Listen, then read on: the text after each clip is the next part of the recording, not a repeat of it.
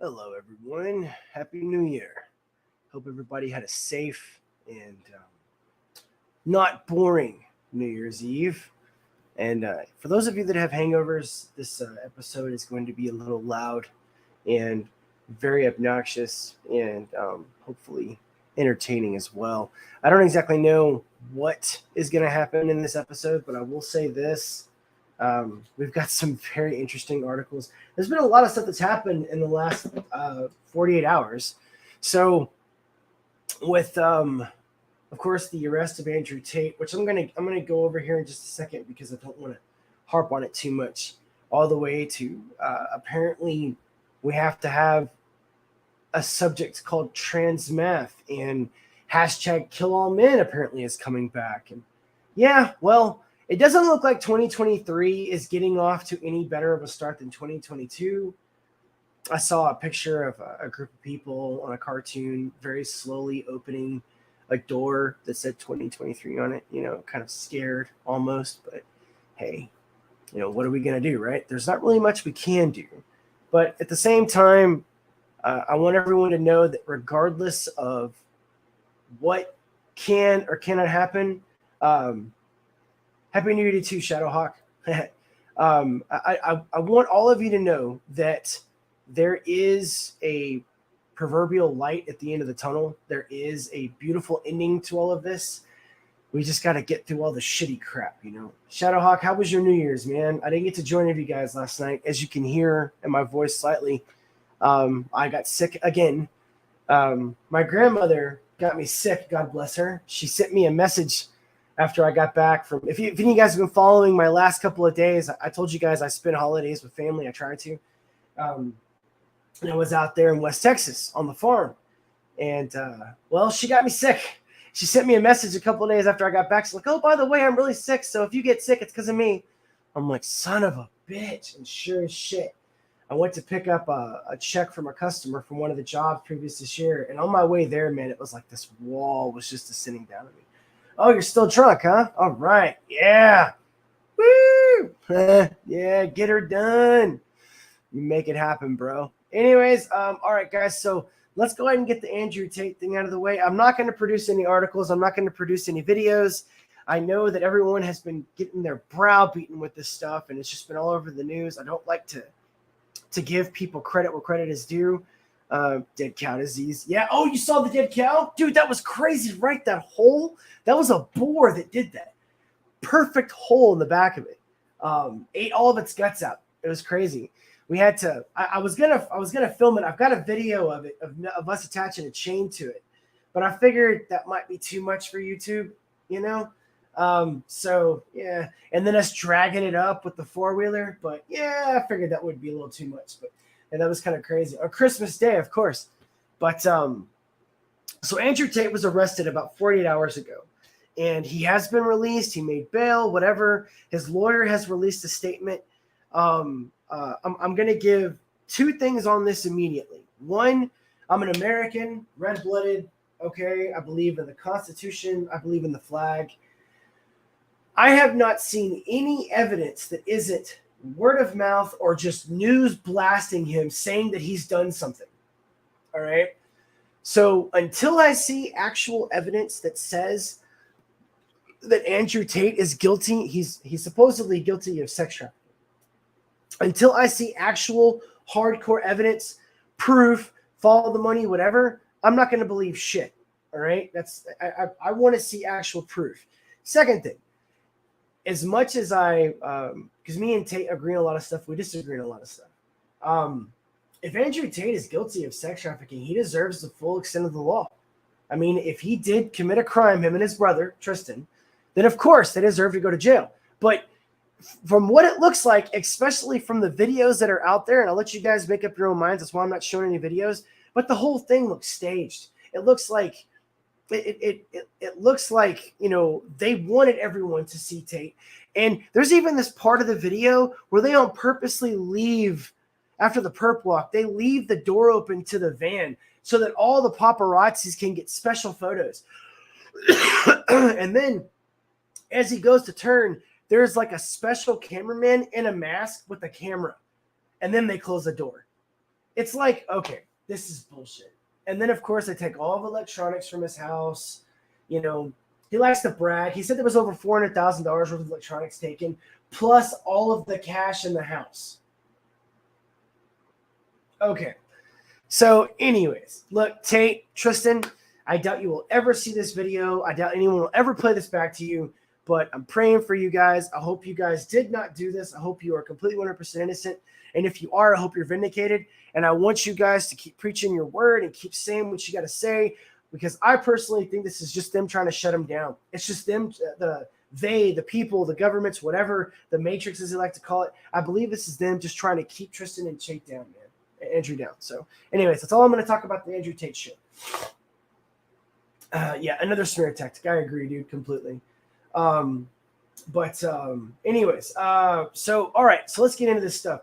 Also, creators, man, if you want to, do you want to come on, bro, and be like a co-host? You want to come on for New Year's Day?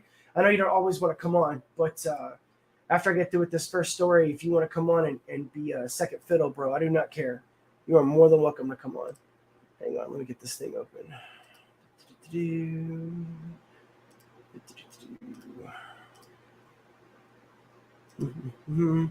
All right, so I have talked about this a couple of times okay, there you go. All right, good.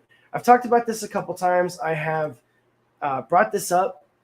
And I didn't realize that it had gone to Texas Supreme Court already. But now, for those of you that aren't made aware, this has been going on, I believe, for about 4 years. Okay, this was during Donald Trump's presidency and after. And this guy right here, this man, has twins. Okay, twin sons. And background of the story is this is his wife. Now, the original story that I said that this isn't even the biological mother of the two children. Okay, and this case has now been brought in front of 3 separate judges, and she wants to whack off the pee-pee of one of the children and chemically castrate the other one and turn them into girls, because she says that because they played with girl toys when they were very young, they want to be girls. When the two sons go over to this she's a pediatrician, by the way, to this psycho pediatrician's house because they have joint custody. And she moved to California, by the way, to get these kids away from her. All right. She dresses them in girls' clothes. The moment they come over to his house, they get out of the girls' clothes and get in boys' clothes. This woman is insane. She is a representation of a part of this group of leftist ideology, satanic cult, death cult, whatever you want to call it, that because of popularity or because of some insane notion that we have to be this way in order to be popular, my kids are now trans. These kids aren't even out of elementary school, and she's trying to cut off peckers. Okay? And she's a pediatrician. And I can't see in any article now that says that she's not the mother.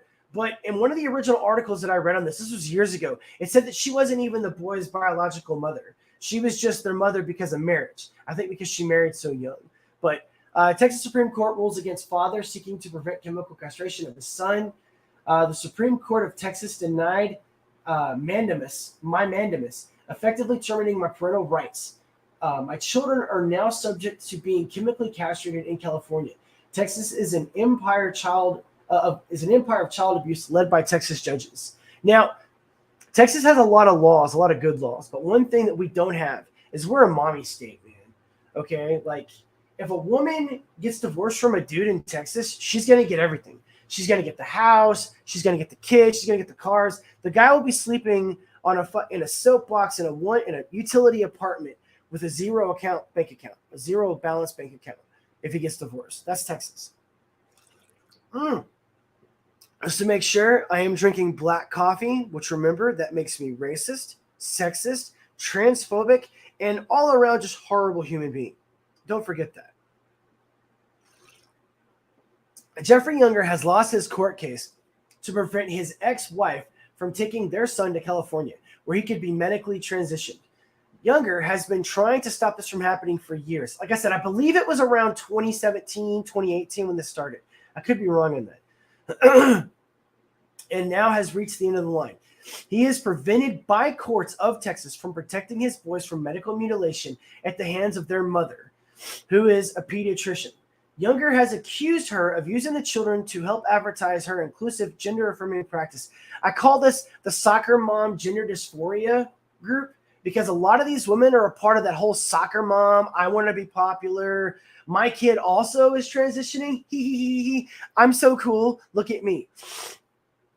All right, here's Jeffrey Younger. The Supreme Court Texas denied my mandamus, effectively terminating my parental rights. My children are now subject to being chemically castrated in California.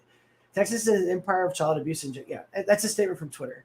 So this after Judge Kim Cooks, oh, imagine that, it was a woman, on October 24, said that both parents should have a joint managing conservatorship. Yeah, conservatorship, which each are able, she are there, to have a say in medical treatment. Now, this was the judge that gave him a chance, and it was a female, all right? The first female, I think he's had 3 female judges, which is just fucked up.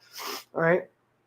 The first female judge gave him nothing, like 0. This one actually gave him a chance. Now remember, he's presenting to the court that this woman, who's not the biological mother, who just happened to marry him and is a pediatrician, which is giving her clout, obviously, is going to chemically castrate a child that isn't even an adult before he has a time to even develop into what he wants to be.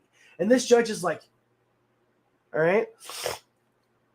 The custody case was before the Supreme Court of Texas, which ruled against Younger. Younger had issued a petition on December 16th to try to retain his parental right after his ex, Dr. Ann Georgilus, I hope it's not pronounced Georgilus, took the boys to California because she kept her last name. Remember, gents, she doesn't keep your last name. If she does, she's a cunt. California has a law in place starting on Sunday that children in the state will not be returned to their home state in the event that the home state would prevent the children from being medically transitioned to present as the opposite sex. Younger wanted the boys brought home. California Senate Bill 107, proposed by Senator Scott Weiner. God, I hate that dude. And signed into law. Actually, you know what? I don't hate him. I extremely dislike him. I'm sorry. All right. Into law by Governor Gavin Newsom. Yeah, there's that wonderful. Let's just highlight this motherfucker's name real quick. He's a worthless piece of shit.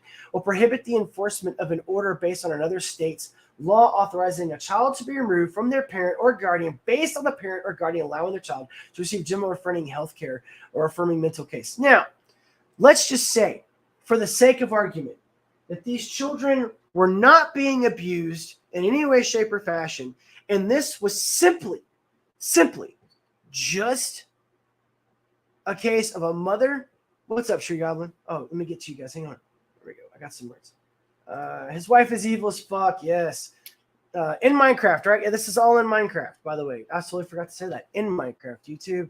This is all in Minecraft. Like my woman. Ground up and in the freezer. Ah, that's hilarious. What's up, Tree Goblin? We're getting into a controversial topic, man. Goblin, it's about the let me scroll to the top so you can see. I've talked about this a few times, Goblin. This woman right here is not even the biological mother of these kids, and or at least, excuse me, that is one of the first articles I read on this back in 2017, 2018. I don't know if they disproved that or not, but they keep calling her their mother. But an article that I read, it wasn't even their biological mother. It's just that he married her when they were very young, and he got custody of them. So I don't know. Anyways, she's trying to be able to whack the pee-pee chemically or physically off of the 2 twin sons. And she just got basically the right to do it in the Texas Supreme Court. But anyways, so let's just say for the sake of argument, in California, you have a child that's not being abused, not being neglected, is loved completely. If that child were to go to school in Texas and in California law and tell a teacher they want to be the opposite sex, it is now a law in California that they can transition without permission from the parents. And the school can just allow it to happen. Period. That's the way it works in California. And that's why this father is so upset. All right, next story. Well, I just mentioned that Texas has had some cool shit, man. We do have some cool shit. We got some cool stuff. But at the same time, here you go, brother, if you want to come in, man. We have great gun laws, we have great freedom laws, but when it comes to like mommy daddy state, it's a total mommy state. I mean, we have horrible laws when protecting men. Like if you're accused of getting raped in Minecraft YouTube, if we're accused of getting raped in Texas, a woman, dude, that guy is arrested. Like there's no it's happened to a buddy of mine. He was working with this chick and he told her no. He was like, no, I'm not interested, blah, blah, blah. And she didn't accuse him of actually like raping her completely. She made up something about how he assaulted her, was a little too close to her, blah, blah, blah. Dude, they straight up arrested his ass at work. Like at work. Did the perp walk and everything. And all it was her making an accusation. And she was a single mom that slept around with a bunch of dudes and didn't even know who the father of her kid was. It was pretty fucked up. But later on, it came out that he had an alibi for everything that she was saying. It actually didn't mean shit. But, it is what it is, right? So, all right, moving on. Okay. So here's some more trans stuff for all of us that love talking about trans things. Like I said, a lot of stuff has happened in the past couple of days. And it doesn't look like we are going to have any type of difference when it comes to 2023 versus 2022. I don't think we will. Man who slaughtered family over gender dysphoria, now marked as female in Maine prison system. First of all, let's get a good picture of this lovely individual. This guy right here deserves to breathe the same air as you and I do. Okay? He slaughtered his family. I don't know if you guys remember this story. They tried to keep it hush-hush because he was trans. A man who claimed his motivation for slaughtering his family was their lack of support for his transgender identity has been quietly marked a female in the Maine prison system and has been transferred to a mixed sex facility where he will likely be housed with women. Now, let's go over a couple things here. All right. So there is a common misconception about masculinity. Okay. And, I'm going to butcher this, but Jordan Peterson said this brilliantly. All men that embrace their masculinity, we have the ability to threaten violence on other men. It's what keeps us men when we're around each other. It's what keeps us acting civil because there's always a threat of violence. The men that you see that cannot control their violence and do not use it in times of defense have not learned the proper way to embrace their masculinity. So, ironically enough, even though this young man identifies as a woman, the masculine part of his persona was the reason why he slaughtered his family, because he acted out in his violence. When you hear a story about a guy that went and shot up a school, God forbid it ever happens, okay, it's because he did not have discipline, probably had a poor father figure or no father figure. Because we all know, okay, 70 to 80% of prisons are filled with people that come from single mothers' households. That's real, okay? So because he probably did not know how to embrace his masculinity and how to actually control it and had no discipline, he did not know how to deal with the emotions of not being accepted in society. Newsflash, it sucks being a fucking dude, okay? We literally, from the day we're born, this is before this war on men happened about, 10 years ago when it really started, okay? From the day we're born, we have to earn our value. We have to actually prove that we're worthy of being able to take on a mate. Right now, 80% of men between the ages of 18 and 30 do not have a mate. No shit. Or they're just kind of floating, having sex randomly. And 33% of them are a virgin or haven't had sex in over 365 days. This is legit shit. Okay? So remember, when you see a case like this, when this kind of case happens, it means that he is unable, one, to direct his masculinity, his inner masculinity, because obviously he doesn't know how to show it outside, the correct way, with positivity, with discipline. No one has probably shown him how to do it. He probably doesn't have a positive male role model to even speak of. Okay? So anyways, Andrew Balser, what a weird name, who goes also by Andrea, yeah, that's clever, was 1 month shy of his 18th birthday when he murdered his mother, father, and family dog. Why did he kill the fucking dog? On Halloween night 2016. Oh, Halloween night, huh? According to reports at the time, Balser had woken his mother and told her that he was having trouble sleeping. Alice Balser asked her son if he was having a rough night and embraced him. While she was attempting to soothe him, he stabbed her in the back 9 times, killing her. Balser went on to murder his father, Antonio, and their pet chihuahua, Lily. The only member of the family Balser spared was his older brother, whom he allowed to flee after telling him, "It's not your day." Balser reportedly laughed while describing his crimes to a police officer, while the young man, calling 911 himself, confessed his crimes. "I snapped. I took my little K-bar, military combat knife." Yeah, I don't know what they call it that. There, and I drove it straight in my mom's back, Balser said. "My father came up because he heard her screams, and I stabbed the fuck out of him. Oh, I killed the dog too. It was barking." During the years-long court proceedings, Balser's attorney cited his family's lack of support. Look at this shit. Okay, so this is actually a defense. They use that as a defense. Gender transition as a motive for the crime, but just days before he was scheduled to plead guilty, Balser abruptly began accusing his mother and father of physical and sexual abuse. Disturbingly, Balser claimed his mother had molested him when he was between the ages of 14 and 16. The shocking allegations were vehemently denied by his older brother, who rejected the entire claim. And, you know, to keep this point from being driven home, to keep this point from actually being, you know, I guess more of an issue than it actually is, I want to bring up something, okay? Just because you're transitioning, just because you're having a mental breakdown, just because you're having a mental disorder, does not mean that the rest of the fucking world has to share in your mental breakdown. This motherfucker, this piece of shit, all right, who's alive right now, and the dog, the chihuahua that was barking, and his mother and his father that aren't, okay, that's not fair. That's not fair in life, and life's not fair. But he's alive, and we have to deal with these guys. We have to deal with these ladies, and we're going to be watching more videos on this. I'm trying to keep it themed today, but just remember that this person falls under the same constitution as you and me. This person falls under the same laws as you and I do. But because he's claiming that he identifies as a woman, he's going to get treated differently. This dude is about to be in a mixed prison, and more likely than not, be housed with women. We're going to hear about women getting pregnant and getting raped and all this other shit because he's there. It's just the way it works. Okay? Anyways, next story. All right. Here we go.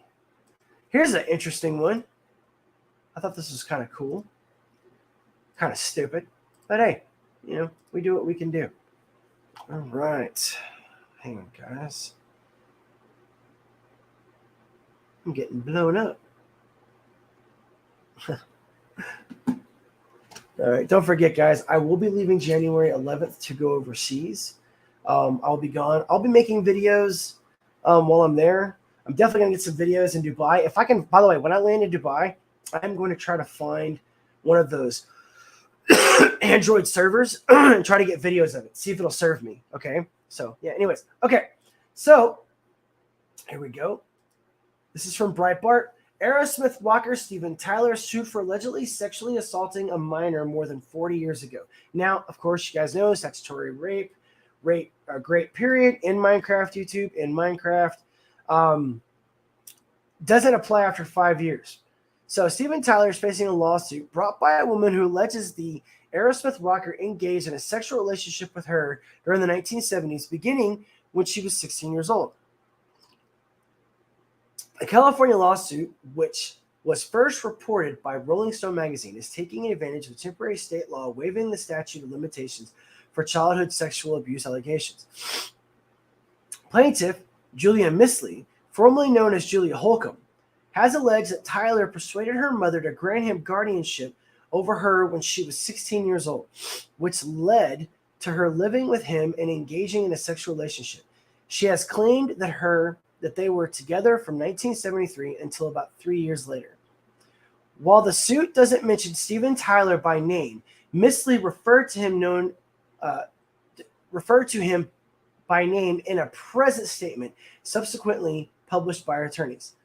I want this action to expose an industry that protects celebrity offenders, to cleanse and hold accountable an industry that both exploited and allowed me to be exploited for years, along with so many other naive and vulnerable kids and adults, Miss Lee said. She added, the complaint that has been prepared by my legal team recites in legal terms the trajectory of my life from early struggles and exploitation by Steven Tyler in the music industry.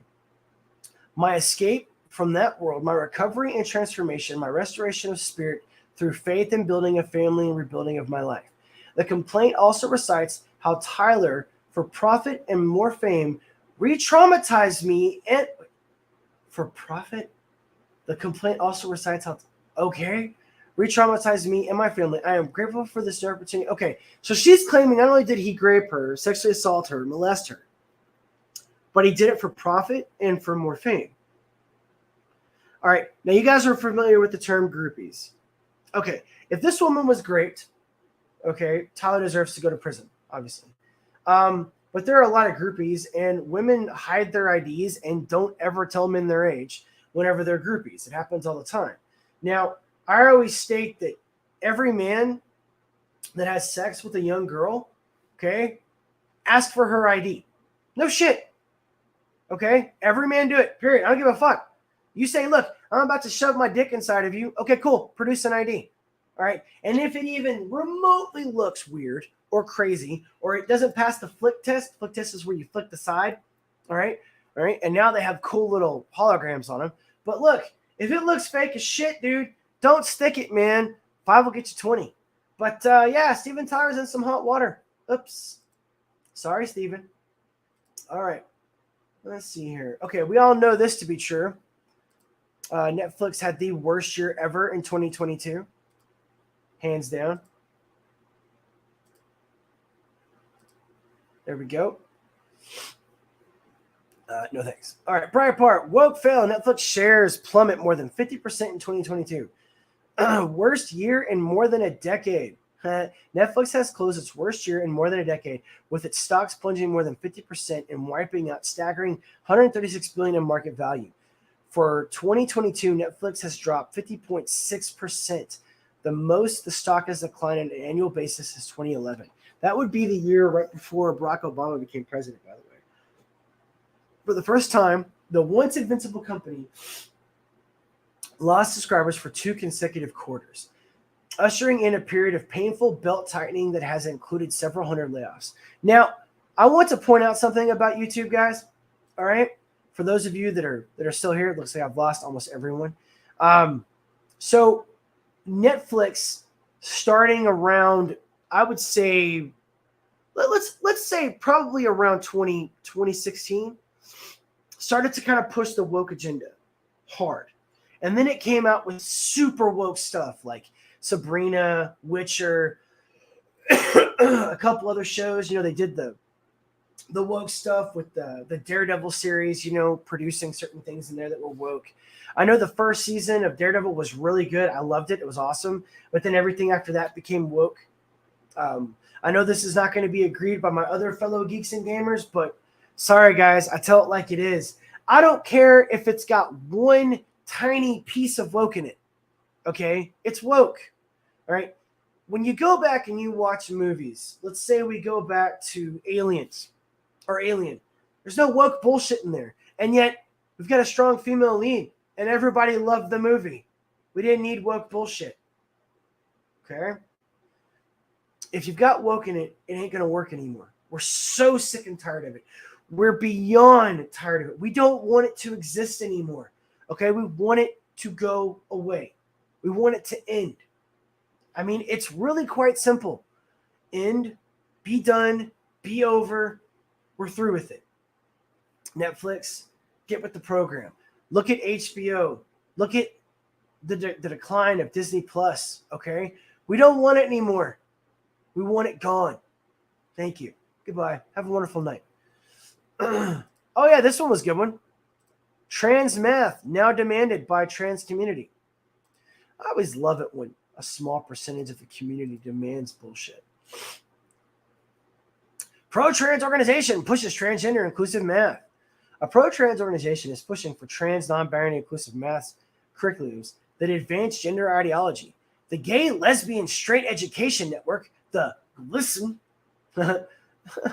it should make a lube for that. GLSEN lube exists to try adding radical gender theory into schools, policies, and curriculums. But the organization is not just focused on health and history classes or policies surrounding sports and bathrooms, but is now pushing for trans and non-binary inclusive math curriculums. GLSEN made its case for ideologically motivated math classes in an article on other website called "How Do We Make Math Class More Inclusive of Trans and Non-Binary Identities?" The article claims that mathematics educators play an important part in reversing the trend by creating inclusive environments for LGBTQ plus students and trans and non-binary students in particular. It also charges that mathematics teachers are the least likely to teach an LGBTQ plus inclusive curriculum. Yeah. You think so? Maybe it's because math has absolutely fucking nothing to do with your bullshit satanic death cult ideology. Maybe that's what it is. Maybe something sexually based doesn't have anything to fucking do with school.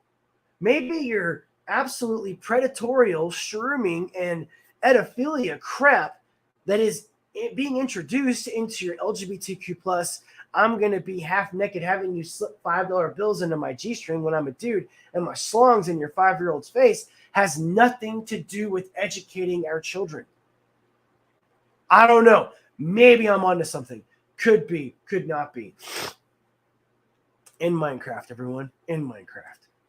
All right. Here we go. Moving right along. Oh, yeah. Okay, so here we go. Now, I remember several times, and like I said, I'm trying to keep this as themed as possible. This is a video. I realize we're going to have a couple of videos before we get to videos. Excuse me. But that being said, check this out. And remember, hashtag kill all men. This is a man. This is a child. Okay?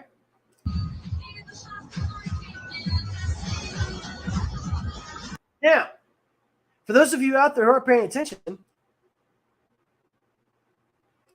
we will do this again. This is a man. This is a child.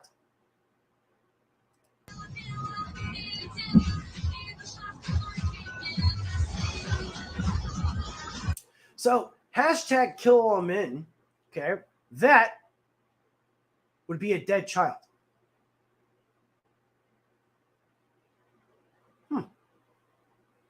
I'll leave it at that. And God bless you, sir. And thank God that child is alive. Okay, moving on. You know, I got I got an interesting message the other day. And, you know, I get these sometimes. It was a response to a note on another guy's channel. And apparently I am too masculine and I need to embrace my femininity more. So after I told the person to go fuck themselves, very politely, I was like, oh, yeah, where would your masculinity, your toxic masculinity be in the Civil War? You know, where would it be in any of the wars that we've had? Where would it be with anything? Let's see what we got here. Dude, Happy New Year, LA Warriors. Yeah, I was just telling everyone that I'm leaving on the 11th to travel overseas. And that I'll be making some videos while I'm over there. And, you know, hopefully, you know, making some memories that last forever. And, you know, it's going to be probably one of the greatest things that has ever happened to me in my entire life. So you're in Hong Kong, and, you know, I realize obviously that Hong Kong is different than the Philippines and Dubai, but, you know, hey, maybe I'll have some stories to trade with you after we're done. But welcome to the show. Here we go. All right. So this one is called Exercise is Now Racist. Apparently, okay. Now, and for some context, okay. Recently, within the last, I think 2 years, the whole fat phobic thing has become a big deal. So if you tell someone they're fat or you tell someone they need to lose weight, you're either fat phobic or you're fat shaming, but it only applies to women. Okay, so if we call a dude fat, it's okay. But if we call a chick fat, like Lizzo, then it's fat shaming. Remember that. So the war on men, the sexism towards men is still there. But if it's female, it's okay. Remember that. But here's a new one. This one is, of course, obviously, Time Magazine declares, and this is Gateway Pundit, okay? So remember, take it with a grain of salt. All right. Time Magazine declares that exercise is white supremacy. Not that it's just racism, but it's white supremacy. Okay. We already know actual journalism died years ago in corporate media, seeking clickbait and woke lies about laboriously seeking the truth. But, in Minecraft YouTube. But Time Magazine may have achieved the pinnacle of media indolence. Did I say that right? Yeah. And delusion on Thursday by claiming that exercise is racist. The Failing Rag interviewed, I like that, the Failing Rag interviewed Natalia Melman Petrozzala, yeah. The associate professor of history of New York's The New School, about her new book, Fit Nation, The Gains and Pains of America's Exercise Obsession. The overriding premise of her book is that exercise started as a pastime for white Americans to strengthen their race, counteract growing immigration at the end of slavery. What? The white supremacist origin of exercise and 6 other surprising facts of reviews. What? Oh my God, that is great. Oh my God, that is amazing. Petrozzella claims Americans previously viewed obesity as net positive, being signified by affluence. Wealthier individuals, after all, had access to nourishment. Actually, I think that's kind of funny because people were really fat that were rich. That was considered to be a sign of affluence, of being rich, was being overweight. Until the 1920s or so, to be what would be considered today fat or bigger was actually desirable and actually signified as affluence, which is like polar opposite of today, when so much of the obesity epidemic today. Why did she just counteract herself? And connected with social inequality, and to be fat is often to be seen as poor. If she would have done a couple of actual research, moments of research before, going straight to racism, it was actually the Italians in bodybuilding that created the, if you want to call it a fad of working out. Yeah, the Italians started bodybuilding and started creating this cool fad amongst the people. And it wasn't just rich people, by the way. It was actually one of the ways that they broke out of poverty was by becoming a bodybuilder. And it was Italians that actually started it. So, maybe she's considering Italians racist or whatever, but yeah. Okay, so working out's racist. Yay. Oh, dude. There we go. It makes me more fat phobic. I know, right? You're looking chubby, Vince. Oh man. I'm sorry, bro. Hell Tree Goblin. Hey, Shadowhawk. You say I'm looking chubby, right? Yeah. Whenever I was doing one of the workout videos or one of the things, one of the guys messaged me privately and told me he had already lost like 30 pounds. I was pretty proud of him. So he's like 300 pounds and he said he already lost 30. He said he got motivated. So I was like, that's cool, man. Yeah. And even though I've been sick as shit the last like 4.5 months, I've still managed to keep my weight down and I've still managed to stay in shape. Dude, I'm so proud of myself, guys. Like, just from being, able to keep up with it and able to keep the weight down, I'm very, very proud of myself. And now I've started doing some more workout routines too, so I'm very happy about that. I've noticed some more strength in different areas. And now when I'm on the mat with my trainees, the guys that I'm training with, I actually have better arm strength. My technique is better. I'm faster. So it's actually pretty cool. All right. Next story. Here we go. Oh, you guys remember when California passed that awesome law that basically said that you could steal whatever you want as long as it was below $900? Check this out. Looks like Nike's getting a taste of their own medicine, right? Nike store getting looted.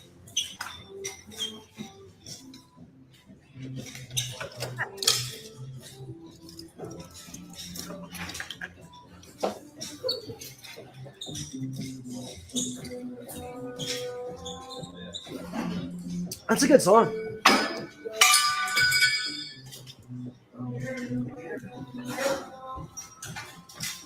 Later, guys.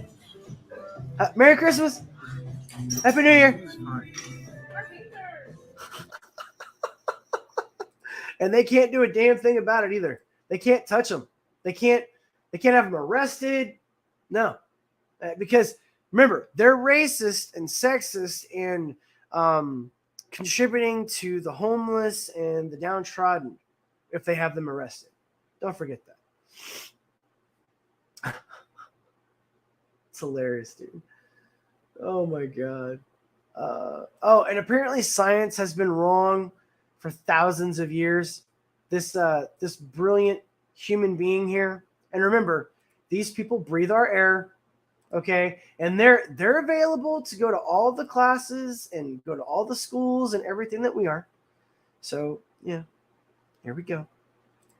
It's interesting how little cis people actually know about biological sex. Like, your chromosomes dictate everything, and you'll never be a real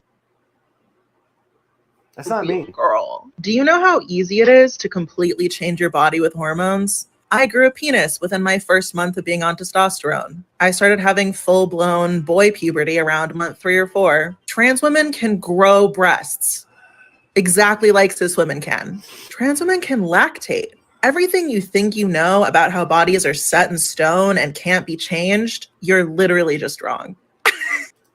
It's interesting. I want to point out that she actually said she could grow a penis. She said she grew a penis. You all heard it. Look. Interesting how little cis people actually know. Chromosomes dictate everything, and you'll never be a real boy or a real girl. Do you know how easy it is to completely change your body with hormones? I grew a penis within my first month of being on testosterone. I mean, I heard it too. Okay. She said it. Okay. You can't grow a penis. Okay. Now there's a surgery that is completely brutal where they attempt, and I say attempt because it's not always successful, where they will take and they will invert the vagina or whatever. I don't know if I'm using the right word or whatever, and they'll make the innie become an outie, and it looks like something from a Hamburger Helper ad. But hey, it's all you. Okay? It's all you. Britain wiped out looting in the 1600s by hey, man. I got to say this, Goblin. When I was working at Albertsons, right? We had this guy that was a purse snatcher. And this is back when I was in football. And so Chris, the manager, gave us his description, gave us this guy, Chris was awesome. He was former Navy. All right. He gave us like this whole outline of like his times when he came by, his whole like what he would do, his shtick and everything, right? So me and a couple of my buddies that were working there that also were in football, we would take turns watching the outside. One night this motherfucker came by and Mateo saw him, right? And he goes to grab this old lady's purse, hits her so hard she falls down. All right. I run outside after Mateo. Mateo's taking off for this guy. I go after the old lady. Mateo just clotheslines him, dude. Like, dude, I watched this motherfucker running. And Mateo was a big old Mexican man. He was like 6'2", like a 235-pound solid muscle. And he just clotheslines this son of a bitch, man. And he just flips, dude. Purse flies in the air and everything. Guy lands down, smashes his head on the fucking ground. Ambulance and everything is there. Nothing.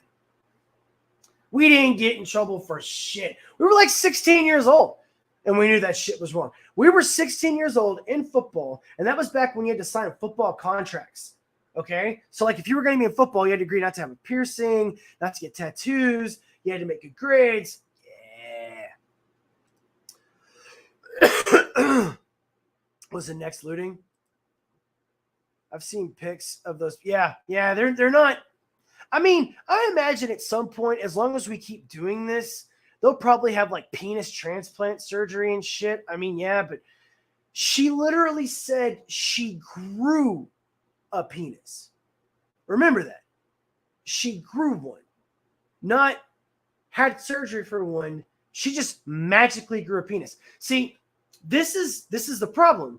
One of the many problems that we have with this is they make this magical thing believe that it's possible. It's not possible, okay? You don't get to just switch your sexes. That's not the way it works. All right, yes, I have seen the videos where men are taking hormones and they grow breasts, okay?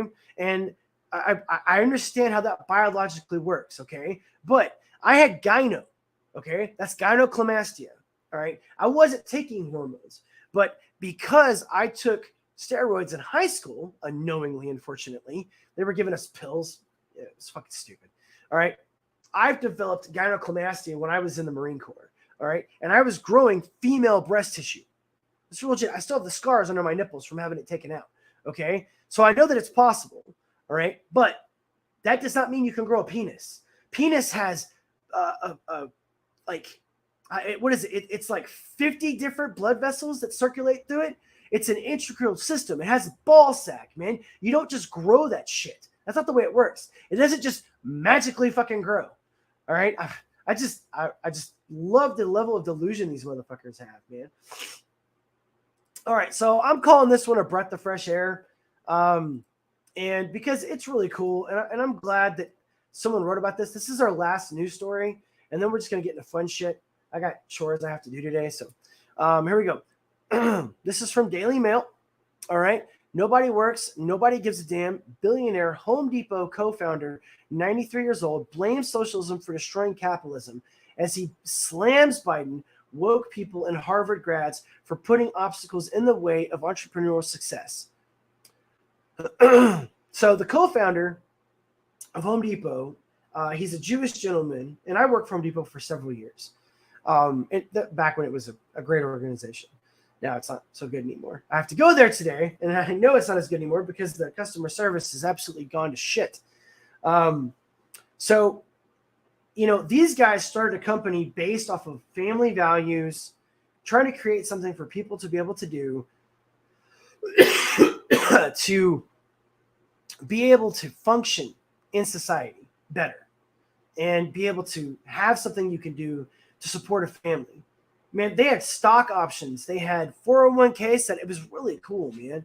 So the co-founder of Home Depot slammed woke people, said nobody wants to work anymore, and called Joe Biden the worst president in history. This guy's 93 years old. Remember that. All right. For putting obstacles in the way of entrepreneurial success. Bernie Marcus, 93, believes the company he began, believes the success of the company he began with Arthur Blank in 1978 couldn't happen today because of people standing in the way of business community.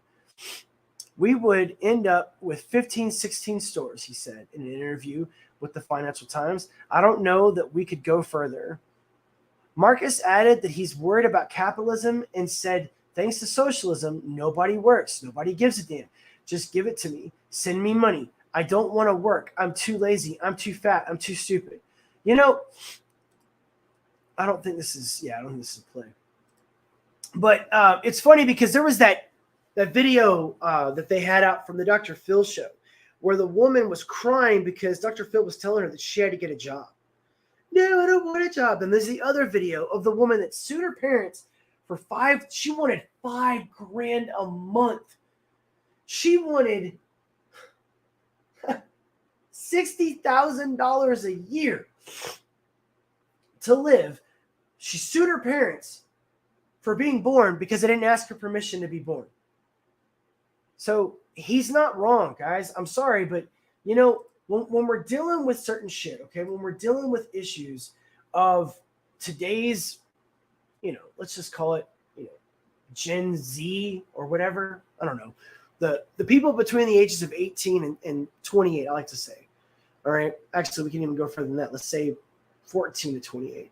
You know, they believe that because of this thing right here, because of the computers, because of instant gratification, we have literally at our fingertips no matter what, that they don't have to do shit.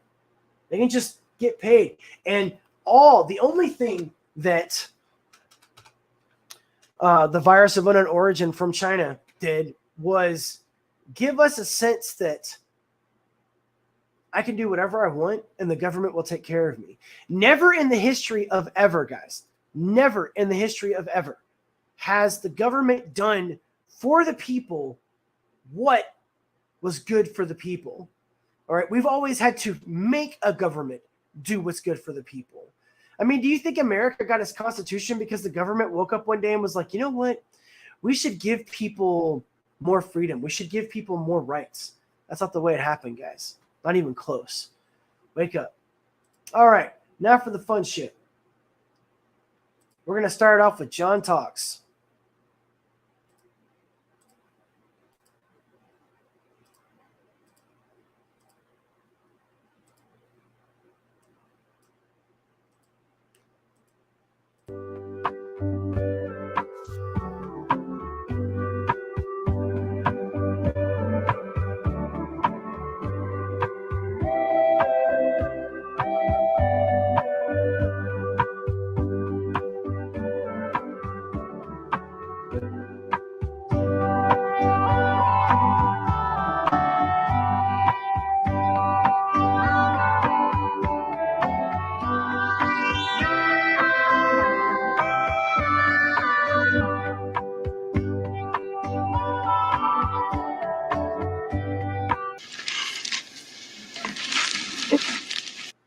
Okay. Let's read that again.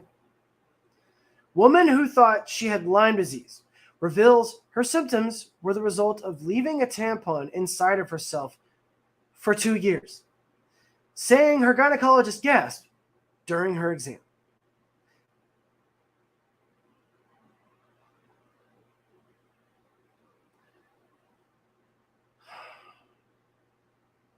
No. You know what? No. Just, yeah. We're not doing it. We're just going to let that one go.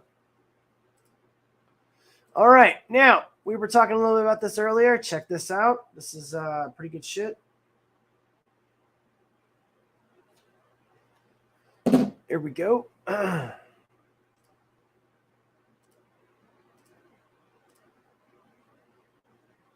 Are transgender men real men? Do your penises make you more men than us? It's part of It's what not does. making more or less. It's we're a biologically man. You're not a biological man. It's not a spectrum, It's so from- it's not a question that we can. Dude, why are we even having this fucking discussion? And why the fuck do we have to placate to these people that obviously understand? I mean, dude, okay, here's my biggest issue with this. And the gentleman on the right, actually this, and Officer Tatum doesn't address this, but the gentleman on the right does. I don't know who he is. But this isn't a conversation that's up for debate. There is no spectrum, all right? It's not like I'm going to sit here and say, okay, are you less of a man than me because you don't have a penis? There is no question about that. You don't have a penis. You're not a man. It's not a question. It's just a fact. Answer because you're saying on the spectrum, would this make us more of a man than you? But no, it's because we are a man and you guys aren't. Well, we're different. So we're not men. We're is exactly what you just said. In my view, you guys are appropriating the gender and you are living as a man, but biologically you are not a man. So to me, it's not. You can't say, okay, well, does that make us more of a man? That's not even a question to ask because you're not a biological man. when it comes down to asking questions that make me start to change what the truth is and what the truth isn't, putting it on a spectrum when it's an objective truth, that's where I draw the line. A trans And you know, to be fair, the guy in the middle, the guy with the gray beard, I've seen him on a couple of podcasts, and he actually says he suffers from gender dysphoria. I mean, he's been a man for like, I don't know, I think like 20 years or 25 years or 30 years. It's a long time. But he says that, he's the, he suffers from gender dysphoria. So for him to be on that panel, I'm kind of curious because, I mean, I've actually heard him say that he's biologically not a man. So I don't, but then again, they're trying to put on a spectrum, and that's when things get all weird. All 32 trillion cells in the human are labeled male or female. This is unchanged. Yeah, and that's something else too, Goblin. Something that I don't understand is, like, what is it that people don't seem to get about the fact when you let them take just a little bit, they're going to take a fucking mile. These people are narcissists, okay? They literally love the fact that they can put us in a corner and make us feel uncomfortable. It's a part of their ideology. They love it. They love the fact that they can take us and make us squirm. Okay? That's what's fucked up about it, man. Do not give your ground. Do not let these people push you around. Okay? We are not wrong because they decided to push their ideology onto us. And for those of the people out there that are fighting for the rights to be what they are, I'm behind you 100%. No one should ever force anyone to do anything. And that goes both ways. If you're a dude and you want to wear a dress, I will fight for your right to wear a dress, bro. Okay? If you want to be called Sally or Sue or whatever, I don't give a shit. The moment you cross the line and try to force us to believe your ideology, that's when it's fucked up. Okay? I don't think anyone should ever push anything on anyone, but it works both ways. Okay? You can't have your cake and eat it too, guys. You can't say one thing and then believe in another. Your freedom of speech does not trump another person's freedom of speech. It doesn't work that way. What you got, Tree? Biology only has, two sexes. Well, there's the 0.0003% of, what is it? Is it called intersex? I'm learning this stuff as I go. But I believe that's correct. I could be wrong, Goblin, but that's the ones where they are born with both sexes or whatever, but they're an incredibly small percentage. And they try to use that against their argument, like, well, what about trans sex? And it's like, you mean the incredibly small percentage of people that are born? Like Jamie Lee Curtis. She was born and it was cut off. She was born intersex, and she's a female. Okay? So it's like, yes, I get that, but you're talking about an incredibly small portion of the population, and most people never even realize that it exists. So it doesn't really, okay, so yeah, sure. Yeah, but I mean, they try to use it against us, though, is what I'm saying. So, like, if there's one extreme to any rule, like the abortion issue, it's always about grape or incest. It's like, okay, I get it. We're not talking about that. That represents less than 1% of all abortions. The other 99% of abortions are women and dudes that do not want to take responsibility for their actions. That's not a reason to kill a child. And it's not a clump of cells, you assholes. All right, next. Okay. Now, this is a very controversial topic. I don't give a shit. I love covering controversial topics, and I don't give a fuck if people don't like me because of it. All right? I mean, I just said earlier about fucking, if you don't take your husband's last name, don't get married to him. Okay? If you don't want to follow tradition and you don't want to be your husband's wife, don't get fucking married. Okay? Marrying a dude that does what you tell him to do is not marrying a dude. You're marrying a chick that has a penis. Sorry. Here we go. But, yeah. Guys, and here's another thing, and this is real quick on this. If your girlfriend or wife asks you to do this, and this is your guys' source of money, regardless of how she makes you feel while she's sucking your dick or fucking you, you're a simp and you're a cuck. She's fucking dudes behind your back, and she's just using you. Just look at what you can record these days. When you walk outside, just turn your phone on, and yeah, look at that. Look at him. Look at the camera views, my Is guy. that our man? Yeah. Oh, He's putting Jesus. in work right now. Wow. Ooh, we are in trouble. Just look at what you.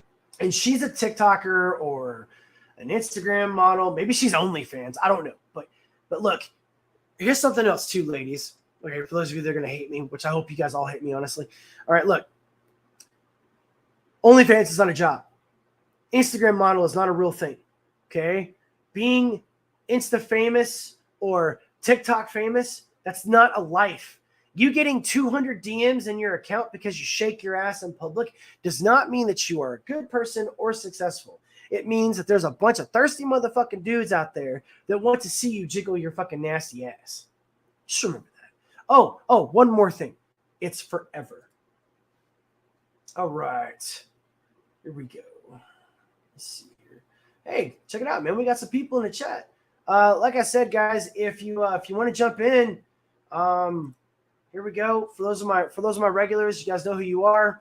If you want to jump in and come on in the podcast, it's New Year's, whatever. You guys are more than welcome. Oh yeah, dude, I know, man. For real, right? Yeah. I mean, okay. Like, I'm not saying that you can't make yourself successful on Instagram. I mean, lots of people run their business on Instagram. I mean, it's how people do business. They do the same thing on YouTube, Facebook. I'm saying if you put a G-string on and you're shaking your ass or you're performing sexual acts on OnlyFans, you're not a professional. It's not something to brag about.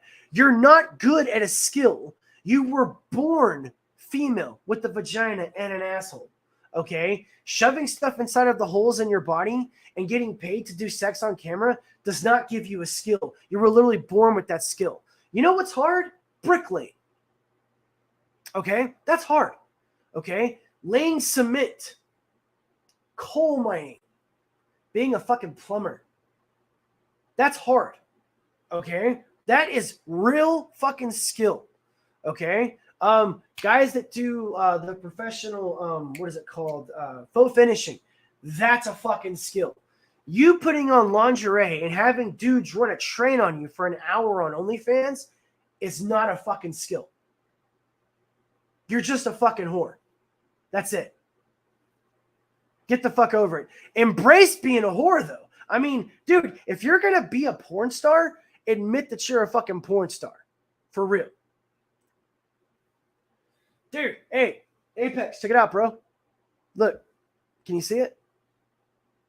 I got you behind me, man. I want to make sure I threw that in there for you guys. Yeah, I know. Hey, getting down in the back, man.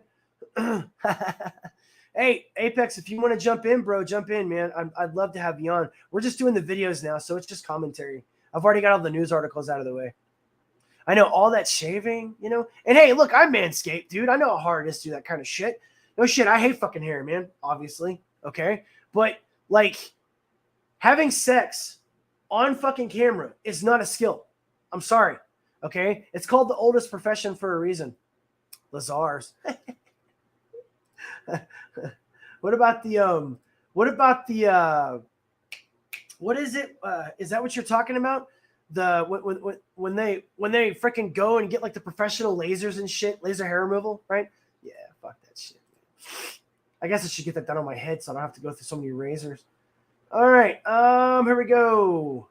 This one is called "Trans Men Are Better Than Men," and remember, guys, these aren't my words. This is real. Okay, this is actually someone that came on and did this. I did not force this person to do this.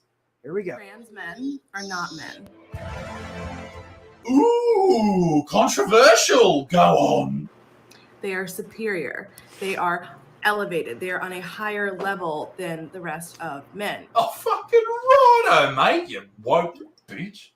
Which is why when we ride at midnight to kill all men, we will spare the trans community and the non-binary. Fucking Jesus Christ. Should I be scared? You're going to ride at midnight? What are you going to ride? Dude, she just said they are going to ride at midnight and kill all men. Well,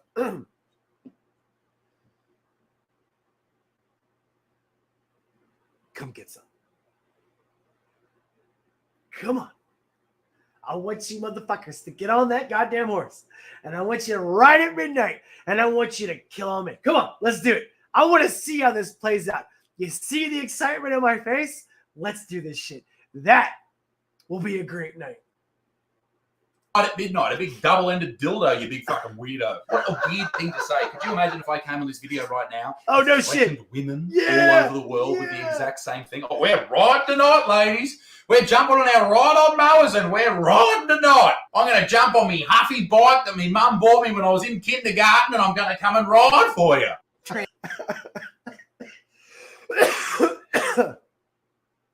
She actually said that.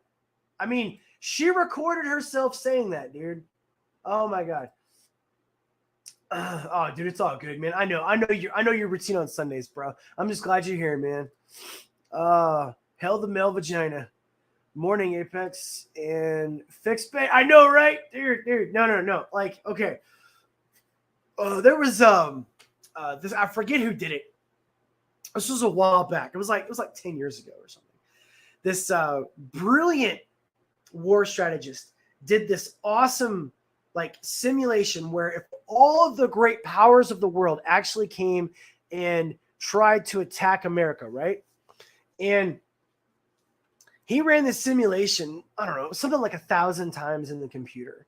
And every single time he ran the simulation, America won.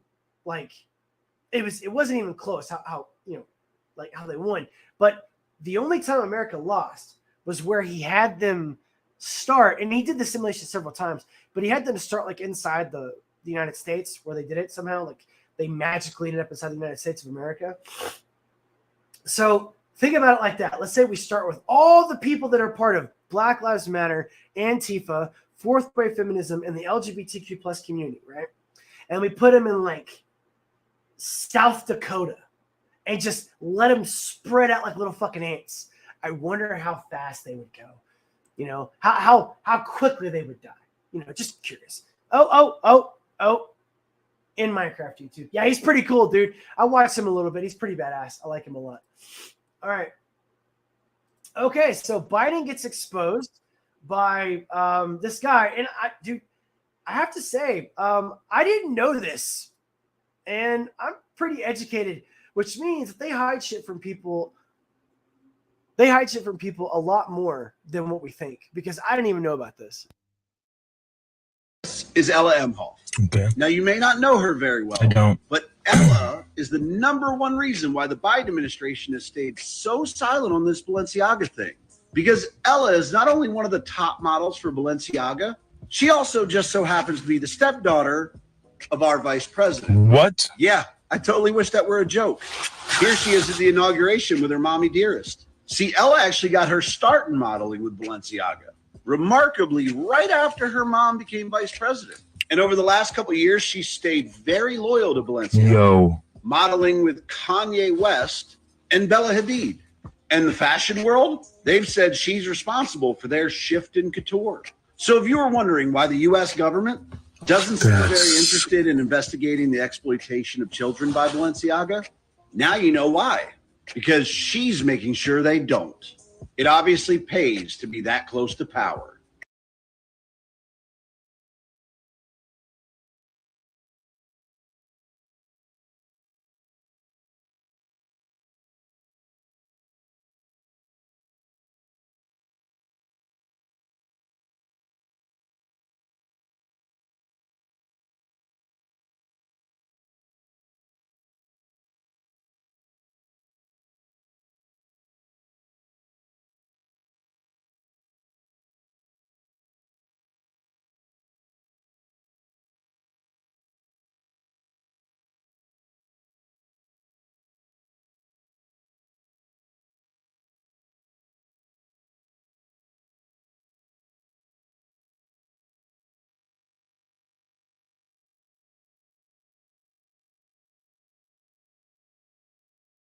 Sorry, I'm muted, aren't I? Sorry. Okay, I muted that. Okay, let me start over. For those of you that don't understand what you just saw, okay, understand this. The daughter of the vice president is in Balenciaga. She's one of the models for Balenciaga. And if you didn't catch my episode on Balenciaga, oh yeah, by the way, Apex Comics. Here we go. Apex is a really good artist. To give you an example, I don't want to knock everything down. He sent this to me. This is some of his work. He's pretty good, guys. All right, check him out. Go to his stuff. Give him a like, subscribe, notifications. He does some weird times, but he always has good shows. He does unboxings. Apex is a good bloke. I like him a lot. He's also former military, just like me. That's why we get along so well. Margot, welcome. Oh my God, I'm so good to see you. Margot, would you like to come on live with me and have your beautiful voice show the world? I dropped the link in there if you want to come on, Margot. We're talking about a whole bunch. I know people don't like to get tied to my show because I talk about a bunch of stuff, but hopefully eventually people want to come on and talk about it and stop being so afraid of it. But Margot, you're more than welcome to. Anyways, I'm not muted anymore. Anyways, okay, so and Happy New Year to you too, Margot. But so with that being said, with her being in Balenciaga, it makes perfect sense why the Biden administration has not come out against it. I mean, don't you think it's a little strange that when Anamanophilia wants to come out publicly and the freaking Biden administration doesn't say anything about it? Well, there you go. The freaking stepdaughter is in Balenciaga, which makes perfect sense. Margot, I really do hope you had a wonderful time. Oh, you're walking your Muppets. You're so cute. It's all good. You take care. You walk your Muppets. And Happy New Year. And by the way, guys, I hope you guys had a great New Year's Eve safe. I was talking to Shadow earlier. He was still drinking. All right. But yeah. By the way, Apex, I don't know if it was like it in the when you sent it to me, but the figure, I'm flattening him out right now, but the top of him was a little crooked. So I'll show that figure off. I'm weighting him down safely so I can get that back a little bit straight. But once I get the back straight, I'll show him off. Okay, the one you sent me. All right. So let's see here. Next one. Now, you guys know I've been shadow banned. Okay, you know that I've been shadow banned by YouTube. All right. For what I said about Brittany Griner. This is not my words. This is a black woman saying this about Brittany Griner. Okay, listen up. I wonder if this will get me in trouble. Ooh. All right. Hear that Brittany Griner is the best of us one more time, I'm going to scream because she's not. I ain't never heard no parents say, you know what? That Brittany is a great role model for my little girl. You won't hear it. Okay. As a matter of fact, I remember she had twins that she abandoned. So I could actually argue that she's the worst of us. And this is probably the worst trade that we could have done. We gave away a psycho for a ball player that admitted to doing a crime. But maybe it's getting a lot of attention because this is the biggest trade that the WNBA could ever or will ever see. Maybe that's what it is. But no, Brittany is not the best of us. Damn near the worst of us. Now, YouTube, I didn't say that. Those are not my words, okay? I did not say that about Brittany Griner. That is a black woman saying that, not a bald white dude, okay? Oh, yes, I have my black coffee. So I'm still racist and sexist and all that stuff because I drink black coffee. And I exercise too. So according to the report, everything I do is racist and sexist and misogynistic and everything. So yeah, so there you go. Let's see here. We've got Hello Tree. I think you like trouble, Vincent. You know what, Margot? That's not fair. I'm not saying no to you. Okay? It's not that I like trouble. It's that I like the truth. I like honesty. I would much rather someone be truthful for me and it hurts than someone lie to me and it hurts me in the future because that'll hurt me more. Okay? I put it like when someone has a piece of dirt on their face. All right?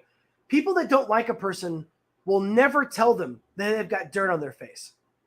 Okay? They'll just ignore it and let them walk around. If I like my brother or my sister, and I'm saying, hey, you got stuff right here. Don't go out in public like that. Yeah, there'll be this little moment of embarrassment, but at least they're not getting embarrassed in front of everybody else. That's kind of how I look at it. All right? So yes, I love altercations. I love being aggressive. I love being intense. I absolutely feed off of confrontation, but that's the masculine part of me. That's the part that I embrace. But what I do here, this has nothing to do with me. This has everything to do with the fact there's an entire group of people out there that are walking through life like this, and they don't care about what facts are, and they don't care about what reality is. My channel exists solely to explode that part of the world that doesn't want to be seen and people don't want to talk about. I talk about the things people don't like talking about. That's all it is. Oh, you're cute. Swastika coffee. That's hilarious. Yeah. Dude, I'm serious. I'm going to make a shirt that says blow up the sun. I'm going to find it. I think this is going to be my first shirt that I sell. Okay. So it's going to say blow up the sun. And on the back, it's going to say, because the sun is racist. All right. And our theory is, we talked about it on the show the other day. The theory is because the sun made certain people darker color skin, therefore the sun is racist. So we're going to start blow up the sun. Because it's fucking stupid and ridiculous. Yeah, people don't like the truth. You're absolutely correct. You fight me? Yes, fight me. Masculinity is never. Yeah, and you know, I caught. Yeah, we were talking about it the other day. It's great. Yeah, the guy was like, well, the sun made people black, so therefore the sun is racist. So then one of my buddies was like, blow up the sun. The sun is racist, and we all started laughing. It was great. But I caught a lot of flack on Midnight's Edge from some of the people in the chat because I said that Avatar was woke. You know, it is. It's not the whole war on men, technically, woke, but it is, you know, colonialism, white man, bad woke. So I pointed out the fact that Cameron, like 7 days or 5 days before the movie was released this whole statement about how male toxicity is something that a man has to just grow out of and discipline himself. And it's like, dude, you've been a fucking simp and a cuck since you started banging that chick in Terminator 2. Go fuck yourself. You know, it's like, whatever. Oh, look, did a little bit of my male toxicity come out there? I'm sorry. That's great. Oh, dude, that's awesome. All right, guys, this was pretty cool. This is Noah's Ark was actually found, or they're saying that. Oh, wait. Did I? Hang on. I had it up, and then it disappeared. Oh, wait, I never got rid of that first one. Here we go. Technical difficulties, not to be confused with emotional damage. Hold on, stop scrolling. Now, some of you may heard, some of you may not have heard, but that they have actually found Noah's Ark, exactly where the Bible says you will find it.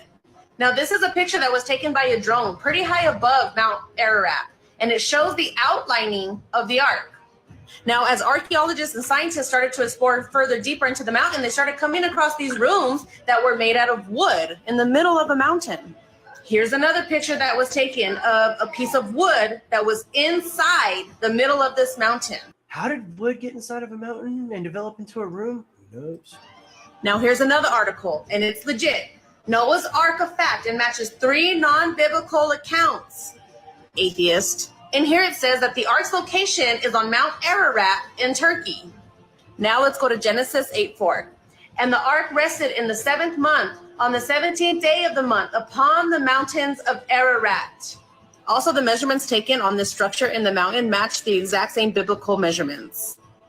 Okay, hold on. Okay, I don't know how much that's truth, but I think it's pretty fucking cool. All right.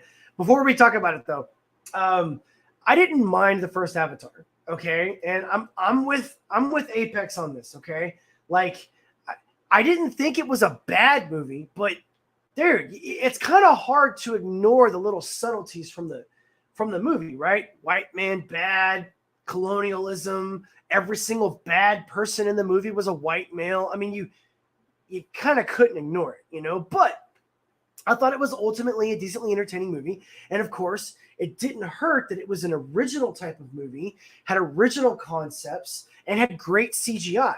But that doesn't make a great movie. I didn't understand why everybody loved Avatar so much. And I'll never see the second one until I get to watch it for free. I really enjoyed it, Apex. Cuktar, right? The first Avatar was interesting in a couple of I really did like the animals, like the pterodactyls and everything, and the horse. The horse one was really cool. I really like the horse. It's all about faith. Totally true. I didn't watch it because it was promoted so much. Yeah. 9 foot. Yeah. The 9 foot blue people. I mean, again, there were some interesting concepts. Okay. Like the mech thing at the end of the movie where he's fighting with the knife. That scene was cool, but dude, like the whole thing was like white man kill everything. Ooh, indigenous people are good. It's like, when are we going to make a movie? Well, let's just say for the sake of argument that the white dude that was in charge of everything, right? That wanted the energy source. Let's just say, yeah, okay, he was the bad guy.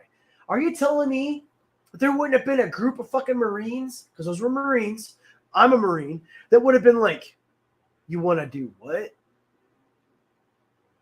Nah.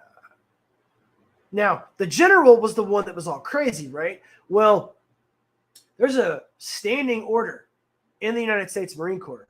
We don't have to follow an unlawful order. And an unlawful order falls under several categories. And wiping out an entire indigenous peaceful species, generally speaking, would be considered to be an unlawful order. So, like, when I'm watching that movie, I'm like, what? No. Like, we're not just going to go in and just waylay a bunch of freaking, like, indigenous people that don't even have a fucking firearm. That's not the way it works. We're not in the Civil War now. We agree, disagree. The Navi, yeah. Yeah, Margot, the Navi. Just man who killed. Yeah. I like unpopular things. It helps me be antisocial. Very true. Very true. All right. Next one. Oh, I missed someone. The creep would wipe out the Navi. Oh, dude, he would. He would. You're right. He would. He would just walk through and just waylay him. Good movie, by the way. Not the second one, but the first one was amazing. Oh, the second one was really cheesy. All right, let's see here.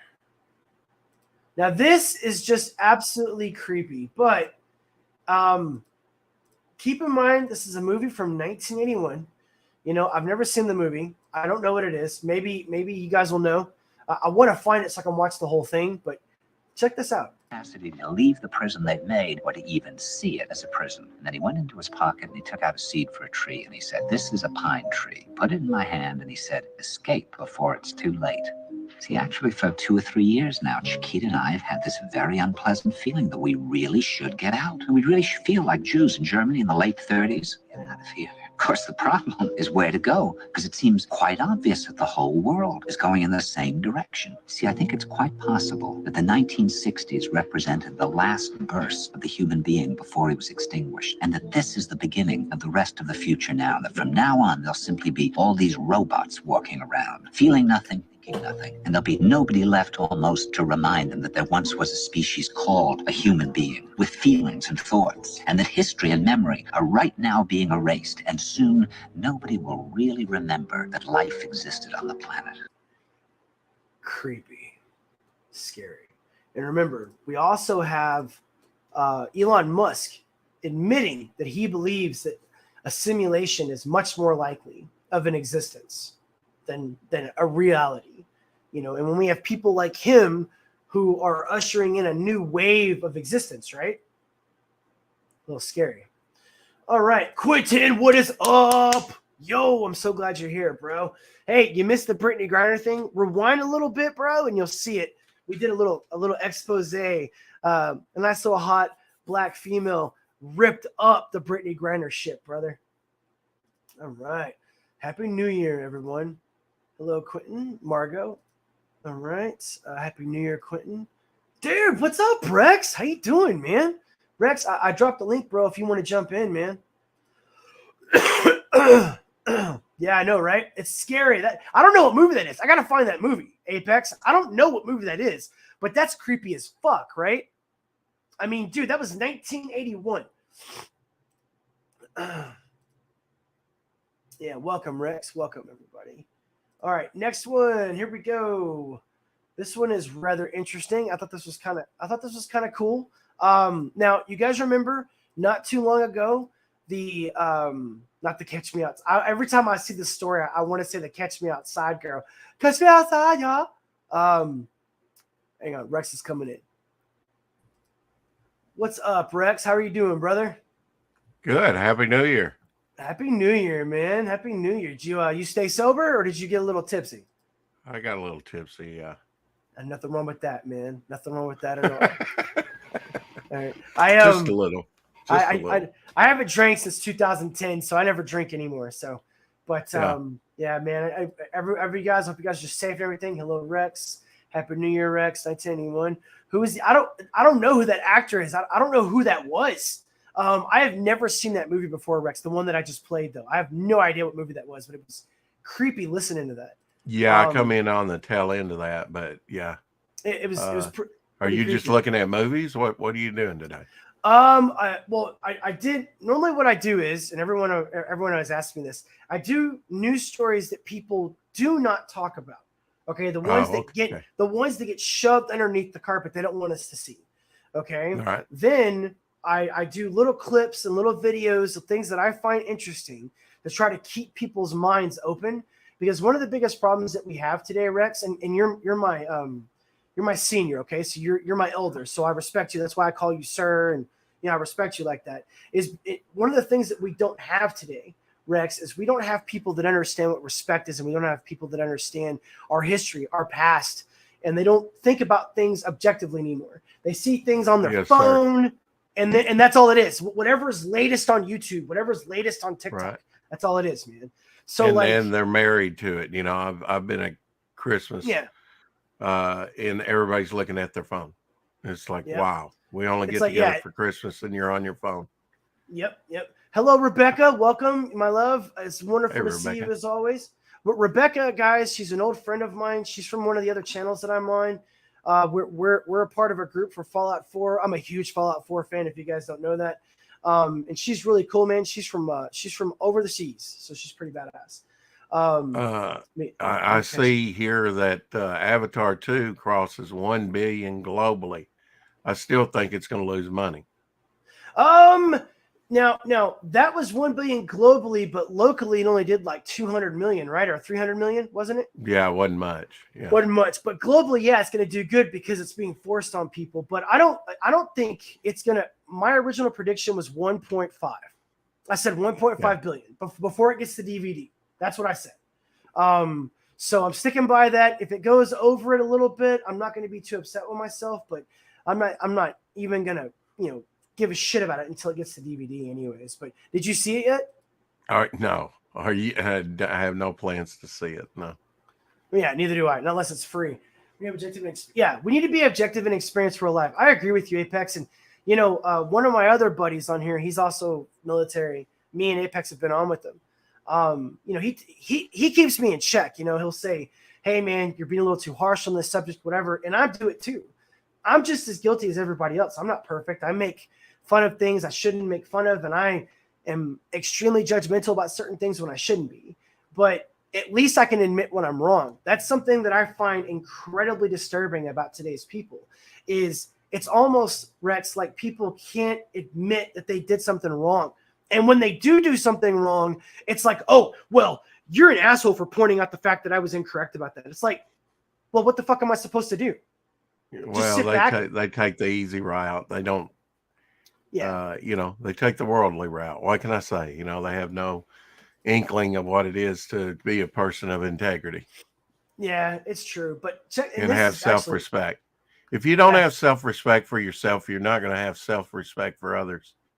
And you're going to abuse every relationship. Thank you, Rex. I couldn't have said it better myself, man. Thank you. Seriously. And this is why we should listen to our elders too, by the way, guys. Something I think that we should definitely bring back is respect for people that have lived a longer life than us, have more wisdom than we do, and understand life better than us.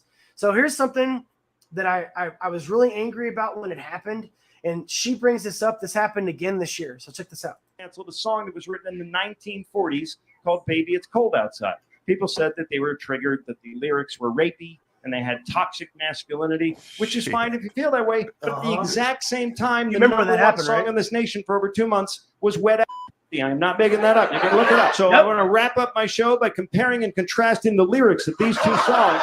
I really can't stay, baby, it's cold outside. I got to go away, baby, it's cold outside. This evening has been so very nice. Yeah, you fucking with some wet ass. Bring a bucket and a mop for this wet ass. I have no words. The fact that this even has to be said is just wild to me. Somebody said you have to understand the time the song was written. With climate change, it used to get cold outside. Somebody else said, right, because one is about female empowerment and women owning their sexuality, and the other one is about date rape. It is not about date rape. It's like, oh, I gotta go, I have responsibilities. And your person's like, oh. Did you see what that person did? The second one she read, she literally took this beautiful song, right? And compared it to this horrible song and says that this is female empowerment by her being a whore. Yes, look at me. I'm an empowered, independent, strong female. I'm a whore. Respect me. Versus a song that's about a guy saying, hey, baby, look, I don't want you to leave. I want you to stay. And that sounds date rapey. That's how these people get away with this stuff, Rex. That's how it happens, man. They literally make it to where something that used to be considered not controversial, something that was actually wholesome, and they turn that into something that's not wholesome. That's what they do every single time. Absolutely. I was watching True Lies this morning. Yeah, True Lies is a good flick. Excellent, Vincent. Exactly, Vincent. Oh, thank you, Rebecca. I'm gonna share my screen with you real quick. Go ahead, man. I'm just reading that chat. This is how obsessed people are. This is a picture of how obsessed and just sheeple that people can be with Avatar. This guy has had nearly his whole body tattooed with that crap on his body.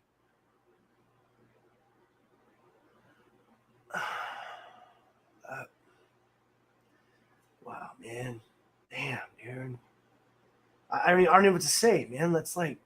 And there's many things you can spend your money on, and if he wants to spend his money and that makes him happy on that, I'm good. That's fine. But you know what? I don't want to hear you preaching to me about starving children in Africa or anything when you've paid that much money to put shit all over your body. Basically. I don't get it though. Like what? I mean, okay, ladies, is that attractive? Margot, is that attractive? I mean, you're a red-blooded heterosexual female. Is that attractive? Rebecca, is that attractive? I mean, I don't.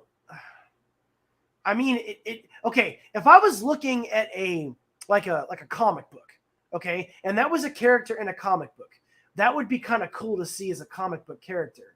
But in real life, a dude takes off a shirt in front of a chick, and they're about to get. Look, she said nope. I mean, you take off your shirt in front of a chick. Oh, dude. Wow. Margot says everyone is individual, Rex. People shouldn't judge. What you should have some discernment. Let's see, Margot, I don't have tattoos, but it makes this guy feels good. That's what I'm saying. It makes him feel good. He's a super fan. He identifies as a super fan. I'm just, you know what? When I see this though, I think of Schindler's List. And I think of Schindler taking that pin off of his jacket and said, this pin, I could have sold this and saved some more human lives with just the value of this pin. That's probably what, $8,000 worth of ink? Something like that? I have no idea. It's a lot of money. I don't have a problem with him doing it, Marco. That's not what I'm saying. What I'm saying is there's a level of respect a person has to have for themselves, right? And if you're tattooing your whole body, you can't really have that much respect for yourself. I mean, this is just my own personal opinion. I don't think that he's wrong for doing it. I'm saying he must have a pretty low self-esteem if he's marking up his whole body like that. What is this, Rex? What you putting on here? Oh, I'm sorry. No, I was just scrolling. I should have stopped screen. Sorry. Okay. That's all I had to share. All right. Yeah, but no, Margo, a human being can do whatever they want. Hands down. You can do whatever you want. You can be whatever you want to be as long as you're not hurting anybody else. I don't care. Here's what I have a problem with. When you start forcing your own mentality on people, that's where I step in and I say, no, hold on.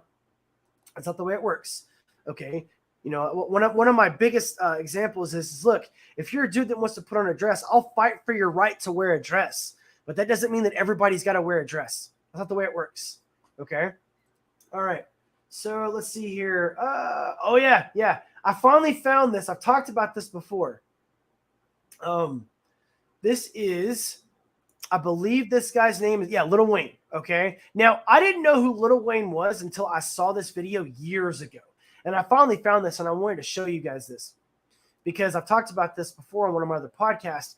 Whenever concerning Black Lives Matter, this was when Black Lives Matter first came out. Okay. Check this video out. What's your thought on Black Lives Matter? What is it? What do you mean? The idea is that there's this movement called Black Lives Matter, thinking that the rest of America didn't seem to understand that Black Lives Matter. It just sounds weird. I didn't know that you put a name on. It's not a name. It's not whatever. It's somebody got shot by police for a reason. I am a young, black, rich. If that don't let you know that America understands Black matter these days, I don't know what it is. Don't come at me with that dumb man. My life matters, especially to my. And now the original one that I saw too, it actually goes further than that. He gets up and walks off because she keeps trying to get him to say that Black Lives Matter is for the black people. Black Lives Matter is important. He's like, what are you trying to get me to say? You know, and he finally just takes his microphone off and just tosses it down. He walks off the set. So like, and that was back when Black Lives Matter first started. Okay. Let's see here. Art belongs on t-shirts and walls. Our bodies are sacred. Now, I do agree with you, Apex, to a certain extent. Now, I've got 2 tattoos. I've got one on each arm. And they represent something very specific to me. And I got them while I was in the Marine Corps, and that's why I have them. All right, and they say Savage Angel, and they're done by 2 different artists, and they were done for specific reasons. I'll tell you guys about them later when we have more time.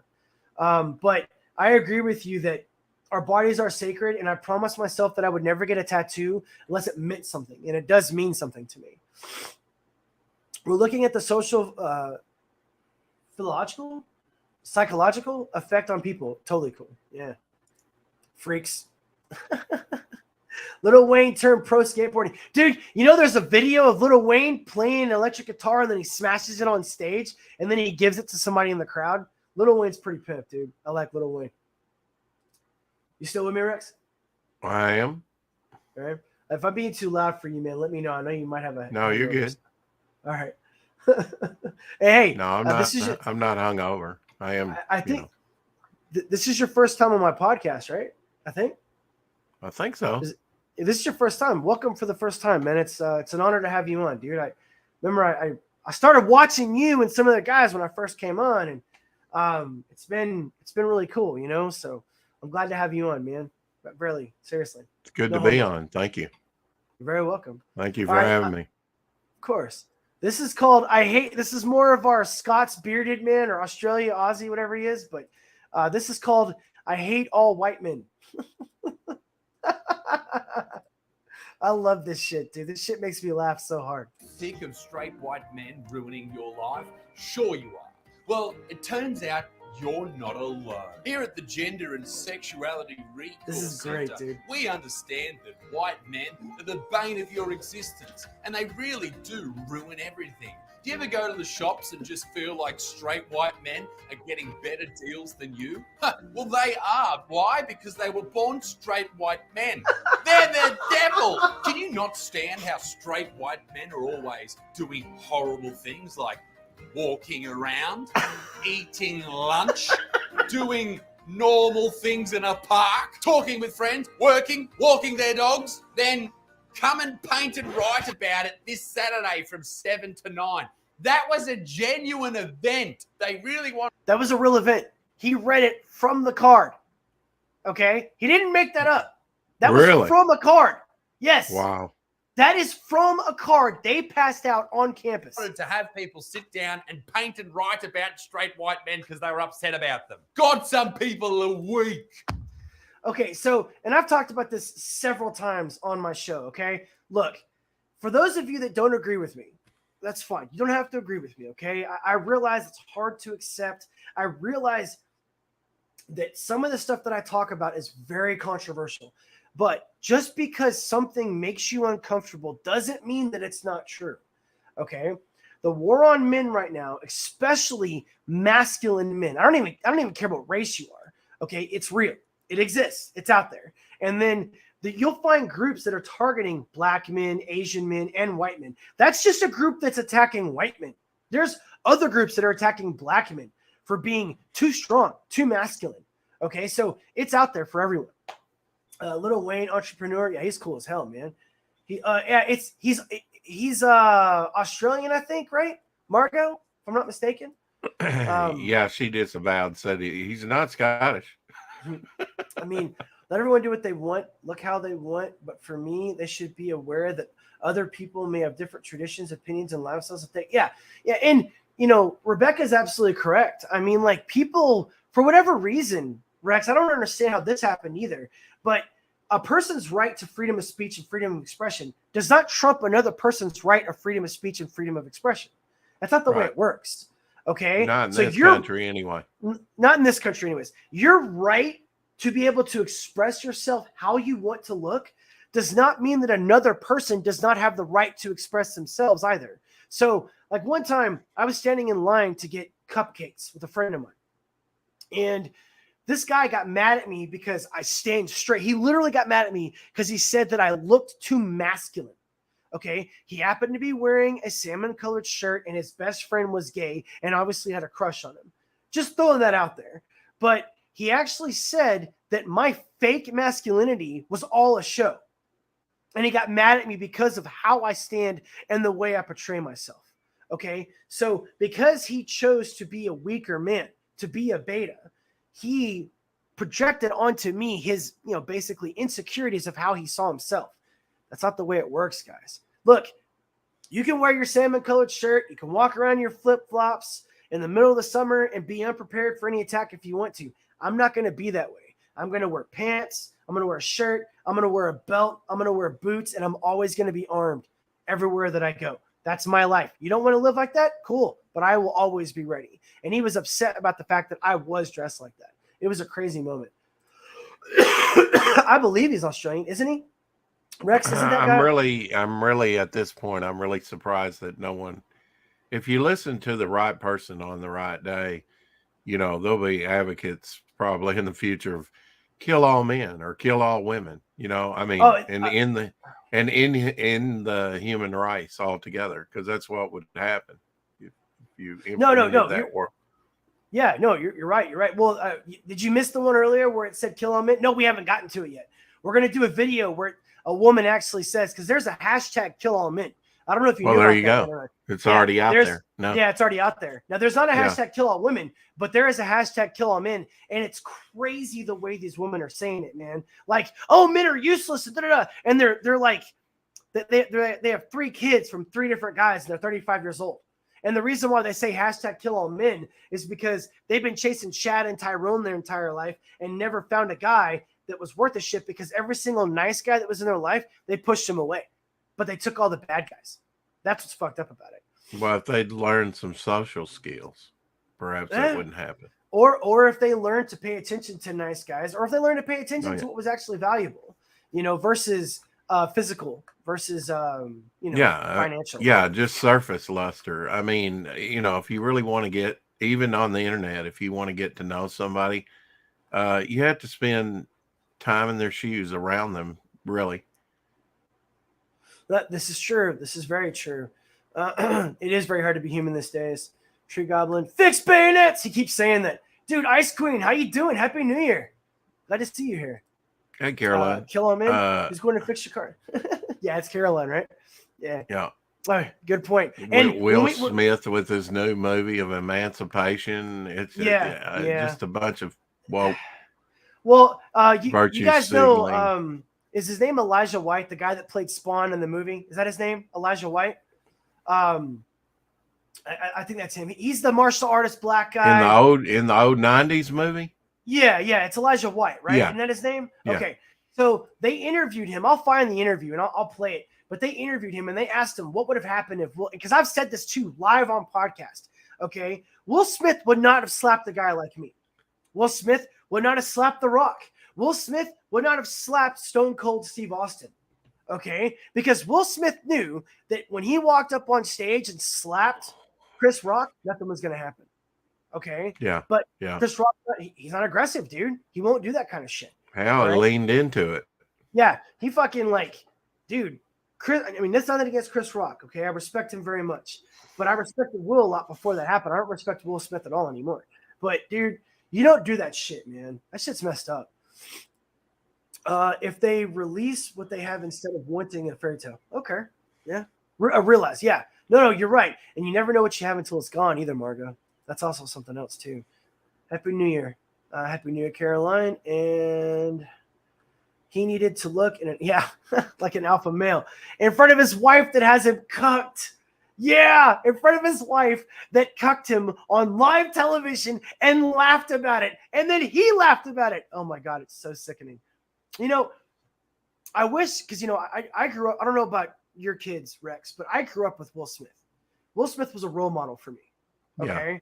Yeah. And when I saw that video, because I'm sorry, but Jada Pinkett Smith is nothing. Will Smith is a great man. He has done great movies. He has achieved a great, hierarchy for his family. And she has turned his children and she has turned his life into a mockery. She is nothing compared to him.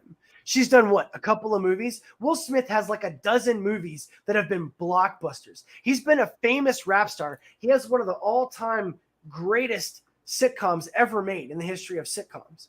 So what is Jada Pinkett Smith? She's no one. The only reason why she's even remotely famous is because she's married to him. That's the only reason why. Yeah, Will Hart. Dude, I hope he grows it back, man. There's actually a I think it's like hashtag make Will great again. Seriously, it exists. And I hope they do. I really do. Everybody's saying hello. All right, next guys. Let's see here. A lot of people a lot of people missed this, and they actually tried to keep this from being seen. So this is what I was telling you about, Rex. I like to do a lot of things that people don't pay attention to. Right.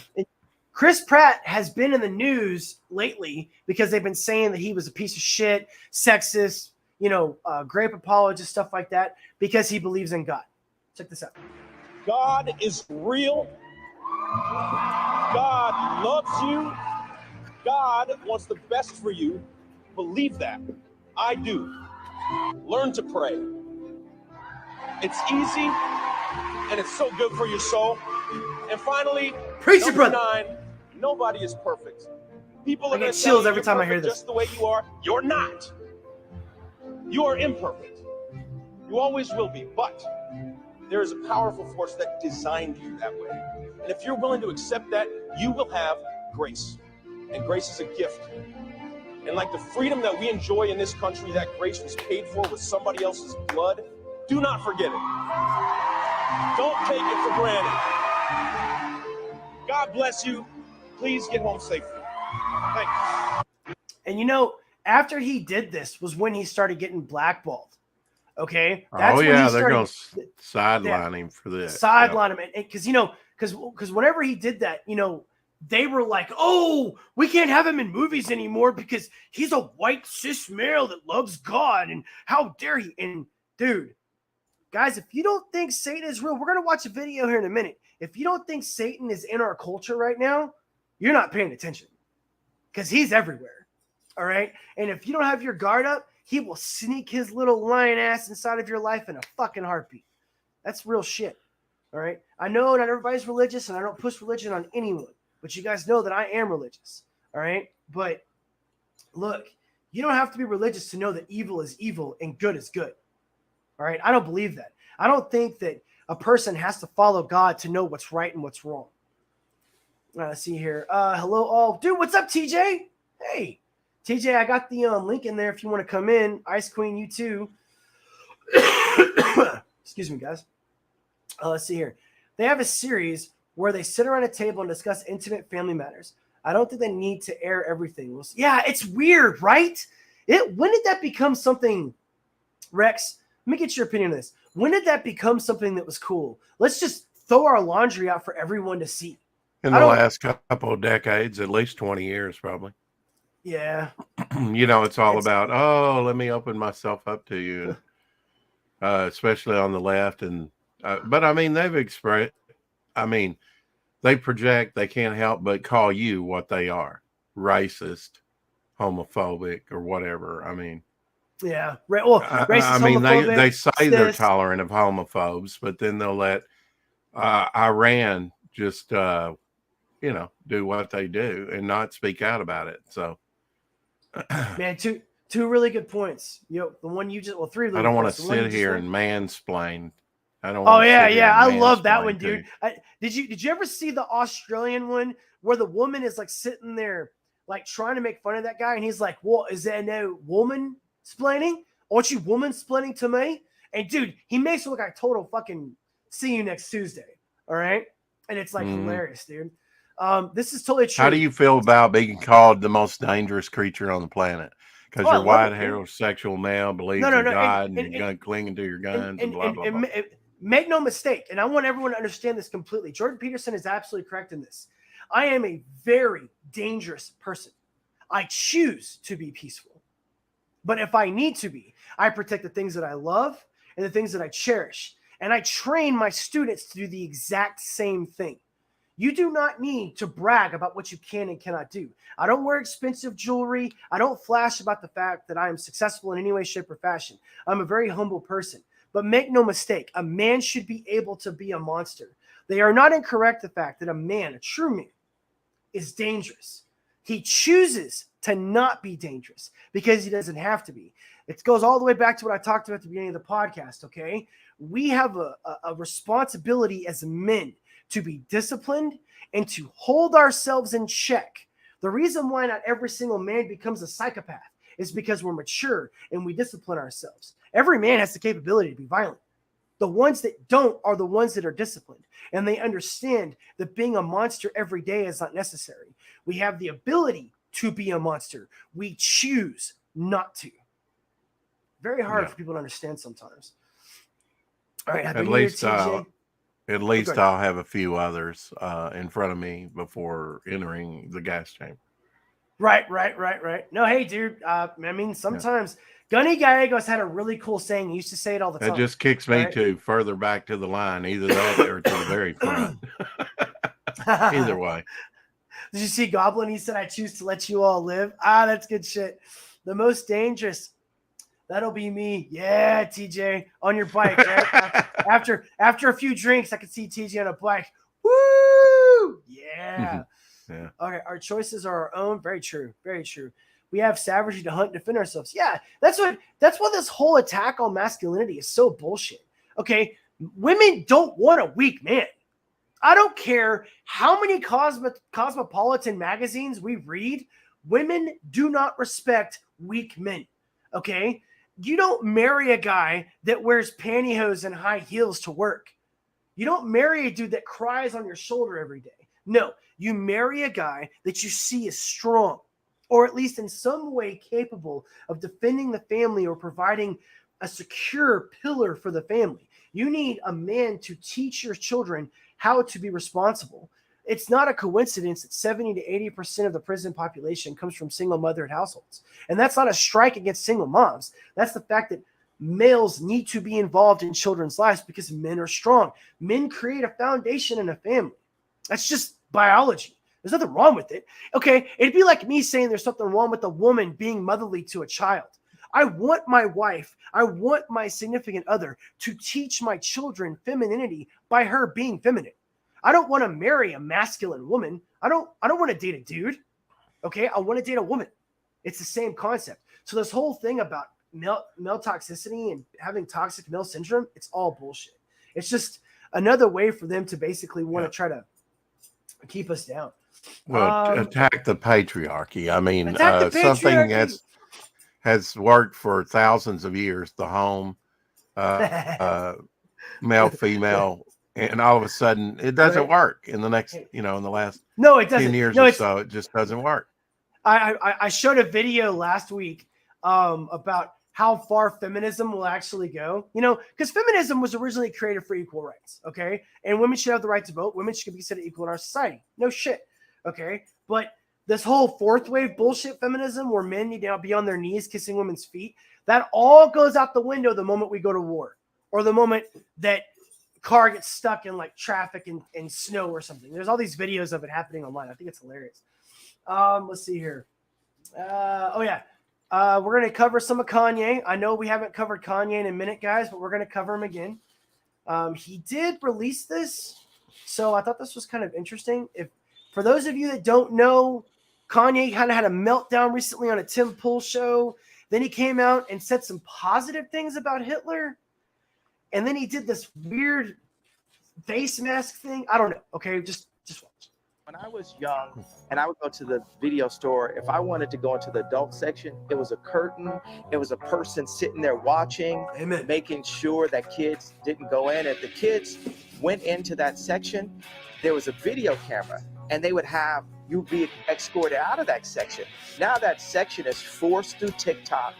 That section is subverted and kind of mixed with the drink inside of music directed at children, inside of content through Disney, on Hulu, which is Disney also, and in so many branded commercials to confuse children and to sexualize our children way too early.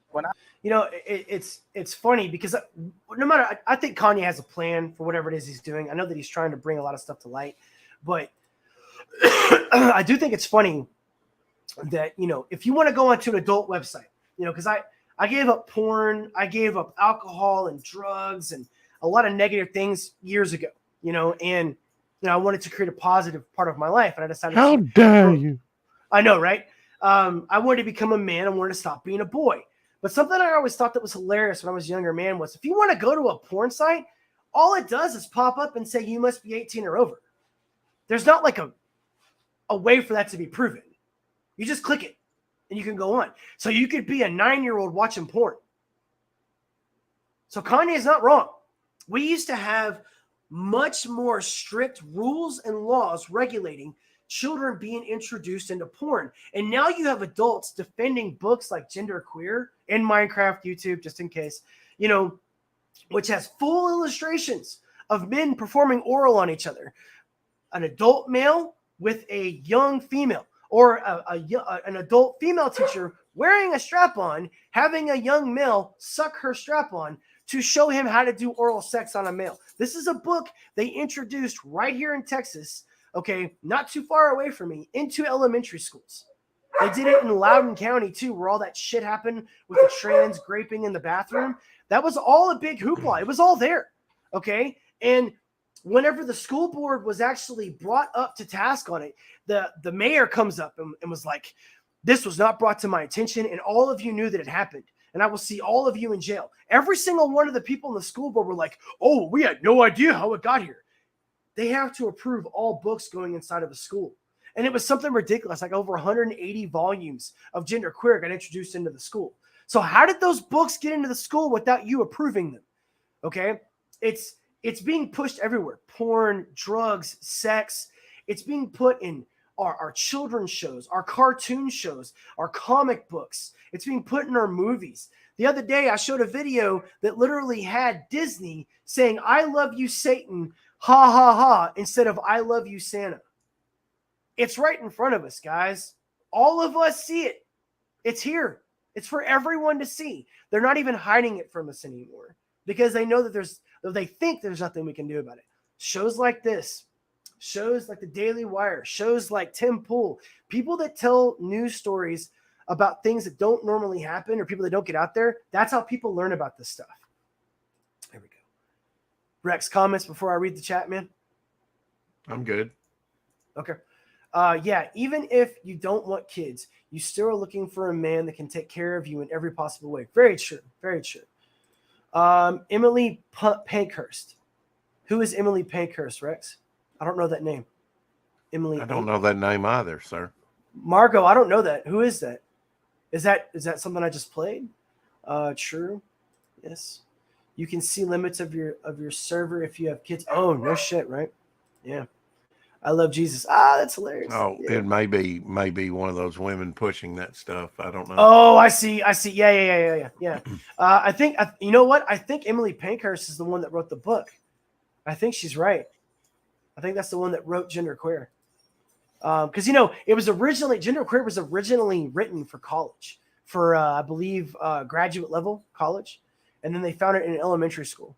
Rex, I don't know if you even know anything about Genderqueer, but that's where it was. No, I haven't been re-educated yet. What's this, brother? Oh, you just showing it? Just showing. That is so wrong. I hate making fun of him, dude. I hate making fun of him. I know you want to have respect for the leader of the free world, but he's one of those that doesn't. That I mean, if he's not Emperor Palpatine, I don't know who is. I don't know. Cornelio. Okay, so Emily Pankhurst is the one that fought for women's votes. Okay. Suffragette Emily Pankhurst. Okay. All right. See, I learned something new. All right. Let's see here. Well, I titled this one, I hate to say I told you so, but here it is. Here's what I talked about last week, and then I found a video talking about it. So I'll let you guys watch it and tell me what you think. Studies are showing that there's a decrease in men having sex. A third of men under the age of 30 are sexless, and there's also a rise in lonely single men. If you had to guess, why do you think this is the case? Women stopped caring about douchebags. I know that's not the best word to use, so I find that rise all men's fault. Comes from those guys that don't want to put in that extra effort. It's always your fault, boys. Remember that. You are the douchebag. You don't care enough about women. It's your fault. Yep. And just I don't want to harp on this too much because we've been talking about the last couple of minutes, but was a supporter of British fascism too. Oh, interesting. But one of the issues that we have with this is you hear women say a lot, men are getting weaker. Men are good men are harder to find now. And that's not an incorrect statement. One of the reasons why is from the moment you're in school now, you're being told that you're a piece of shit because you're a dude. Because the fact that you were born with the penis, you are therefore wrong. And you're a toxic male. We talked about it earlier. These women have also been brainwashed into thinking that this is true. She just insulted them and called him a douchebag. Now, some of the men that I run into, that I train, some of the men that I give inspirational speeches to, that I talk to, motivate, some of these guys, Rex, they bathe like twice a week, man. Okay? Yeah. Yeah. They've got beards. They don't keep camp, dude. They don't trim their nails. They don't work out. And they have no positive male role model to tell them what to do. So these women aren't necessarily wrong, but it's not just the man's fault, okay? We can't just drop it at his feet. He's had no one to teach him. He's had no one to show him how to be a man. And when 90% of the women that are, the teachers in schools are telling them, oh, you're a piece of shit because you got a dick, you're going to find this happen more times than not. And then when you don't have positive male role models teaching them, and I'm not talking about movies and television. That's not a male role model. I'm talking about a father figure, an uncle, a grandfather, the janitor that was the war veteran. Dude, we used to hang out with the janitors in my school. I don't know about you guys, but like every single janitor in my school was like a war veteran or a former cop. Seriously. And we would play chess with them. We'd play poker with them in school. No money, of course, but they would teach us like life lessons during lunch period. We had this whole gaming area set up where we would play like chess and checkers and poker with the janitors at school. And they were like these awesome war veterans and former cops and firefighters. Like, no shit. I know, right? Douchebags. Wait, hold on. Let's see here. It said suffragette. Douchebags. I know. Let's just insult all the men. It's so stupid, Margot. Okay, imagine if we flipped that, by the way. Rex, think about that for a second. Imagine if we flipped it. What if they were interviewing men, right? And they said, hey, guys, what do you think about all of the women? And every dude was like, well, I think every woman's a bitch and a CUNT. Dude, everyone would lose their mind. People would go crazy. Oh, you're a sexist, misogynistic, blah, blah, blah, blah. That's all what happened. But when, you know, it's funny when men have standards, they're told they're insecure, or they're told that they're, you know, pedophiles, or they're told that they're perverts or whatever. When women have standards, they're enlightened. Life's not fair, but it's the way that it is. Manly men. Yep. Smack them. I can't type fast enough. Right? That was manly men know how to stand and stand firm, and they also know when to hit their knees. Which was already done, TJ? Which one? Oh, burn them. Yeah, I think so. What does a guy look for in a woman? Well, the biggest female traits a man wants in a woman is femininity, number one. He wants to know that she has protected her chastity. He wants her to be gentle, kind, submissive to him in the male role, not submissive in life. That's commonly misconstrued. No man wants a woman that walks around being submissive to people in the world. Submissive to a man sounds bad to women for some reason in today's day and age. I don't know why, because being submissive to your man means that you trust him. It means that you trust in his ability to lead the family. Being submissive to me for my woman would be along the lines of, okay, honey, we're gonna have to buy this item. I know it's a lot of money, but we're gonna have to do this. Okay, baby, I trust in your judgment. That's all that is. Okay, it's not on your hands and knees praying for food or doing what I say because I'm beating you with a whip. That's not what that is. All right. And something else, ladies, men don't want women with a high body count. Okay. This whole, the more cocks I have in my life inside of my body makes me more independent. No, it makes you disgusting. Okay. I'm sorry. I know that's hard to hear, but that's reality. Okay. We don't want to bring a whore home to the family to marry. Remember, there's a big rule out there, young ladies that are watching this right now. Women choose who they have sex with. Men choose who they marry. Remember that. Okay? A woman can walk outside. She can be a 5, walk into a bar and take home a 9. She can do it every day of the week if she wanted to. Her responsibility is to protect that, which is virtuous. A man's responsibility is to grow into himself and become the protector, become the provider. A woman is born with her value. A man has to earn his value. Life's not fair. There are things that benefit women and things that benefit men. I didn't make the rules. I'm just telling you how it is. Just made my brunch, toasted Philly cheesesteaks. Oh, dude, you're making me hungry. A cup of coffee and a glass of cold OJ. Hell yeah. There you go. Hell yeah. It helps if they can release their negative emotions, not hold them in and release them as evil spells. Very true. Very true. I wish women communicated differently, but they're women, man. If they weren't that way, then we wouldn't like them. You know what I mean? They're part of the beautiful thing about a woman. This is just my own personal thought, is how mysterious they are and how they do things so weirdly and so different than us. I think that's what makes them so attractive too. He said cock. Oh my, Margo. They're getting perverted in the chat, right? Okay. Yeah. Well, you know, it's those women stir it up again. Yeah, they stirred. All right, so this is what I talked about earlier. So you guys get ready for it. Evil spells tree. I know, right? By the way, I have a theory about the Garden of Eden. You guys should have me tell you to sometime. So here's what we talked about earlier. I promised you guys a video on it. Here it is. You guys think that this hasn't been written about? You think that this isn't predicted?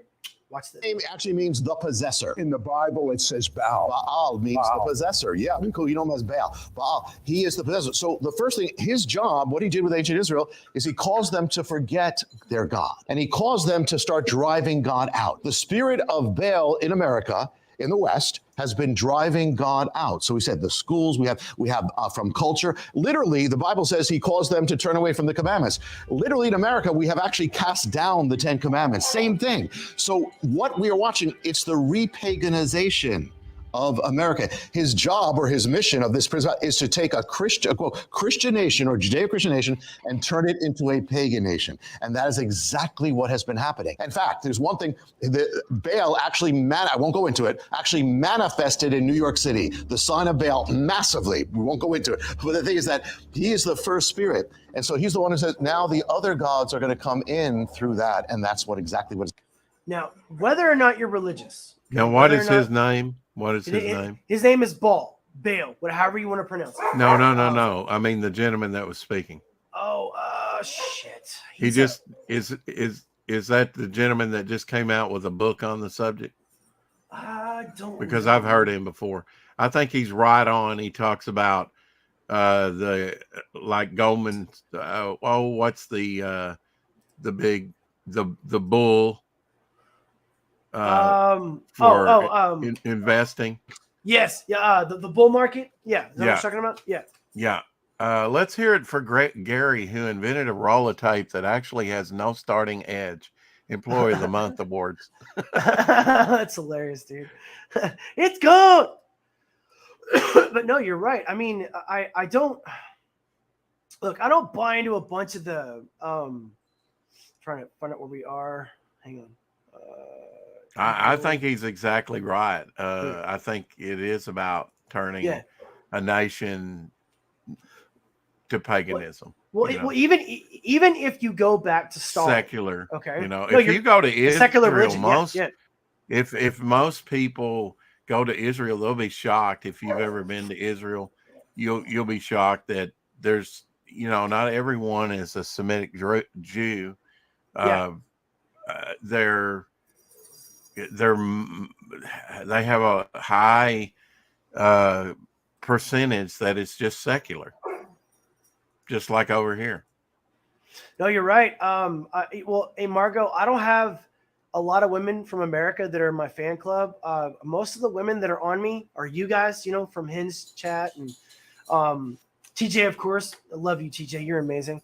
You guys know me through Rex's channel, but American women hate me. They don't want to be on my show. I think I have that I know of 2. Oh. That's it. Yeah, and a majority of the women that are my fans come from overseas. I'm serious. Poland, Australia, Austria, Thailand, Taiwan, Philippines, China. A lot of the women that are my subscribers are from those countries. I have almost no American women that are my fans. I can't imagine why. And when I go out in public too, right? I have to go to Home Depot after this podcast. I'm a very, goal-oriented person. So if I have something I need to do, I go do it, right? So I don't make eye contact with people when I go out, Rex. I don't do it at all. All right. I try to go do what I got to do and then go, right?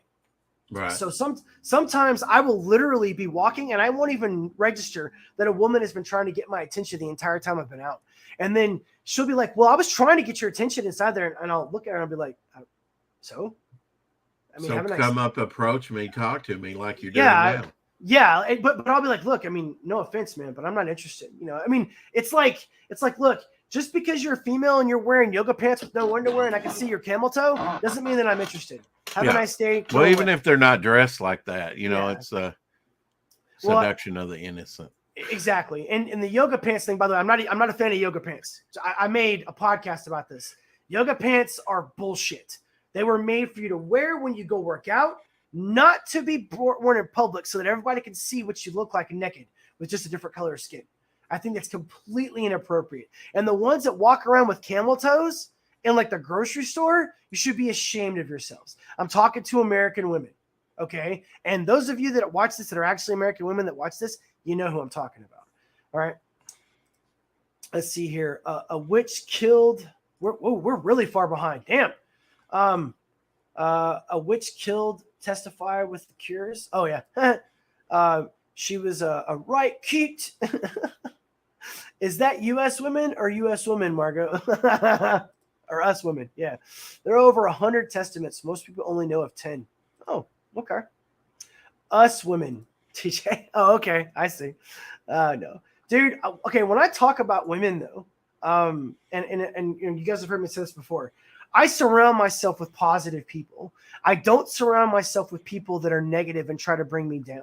So a lot of the times when I have people in the chat, a lot of times when I have people on the show, there are people that are like-minded and positive because they don't agree with me if they're not.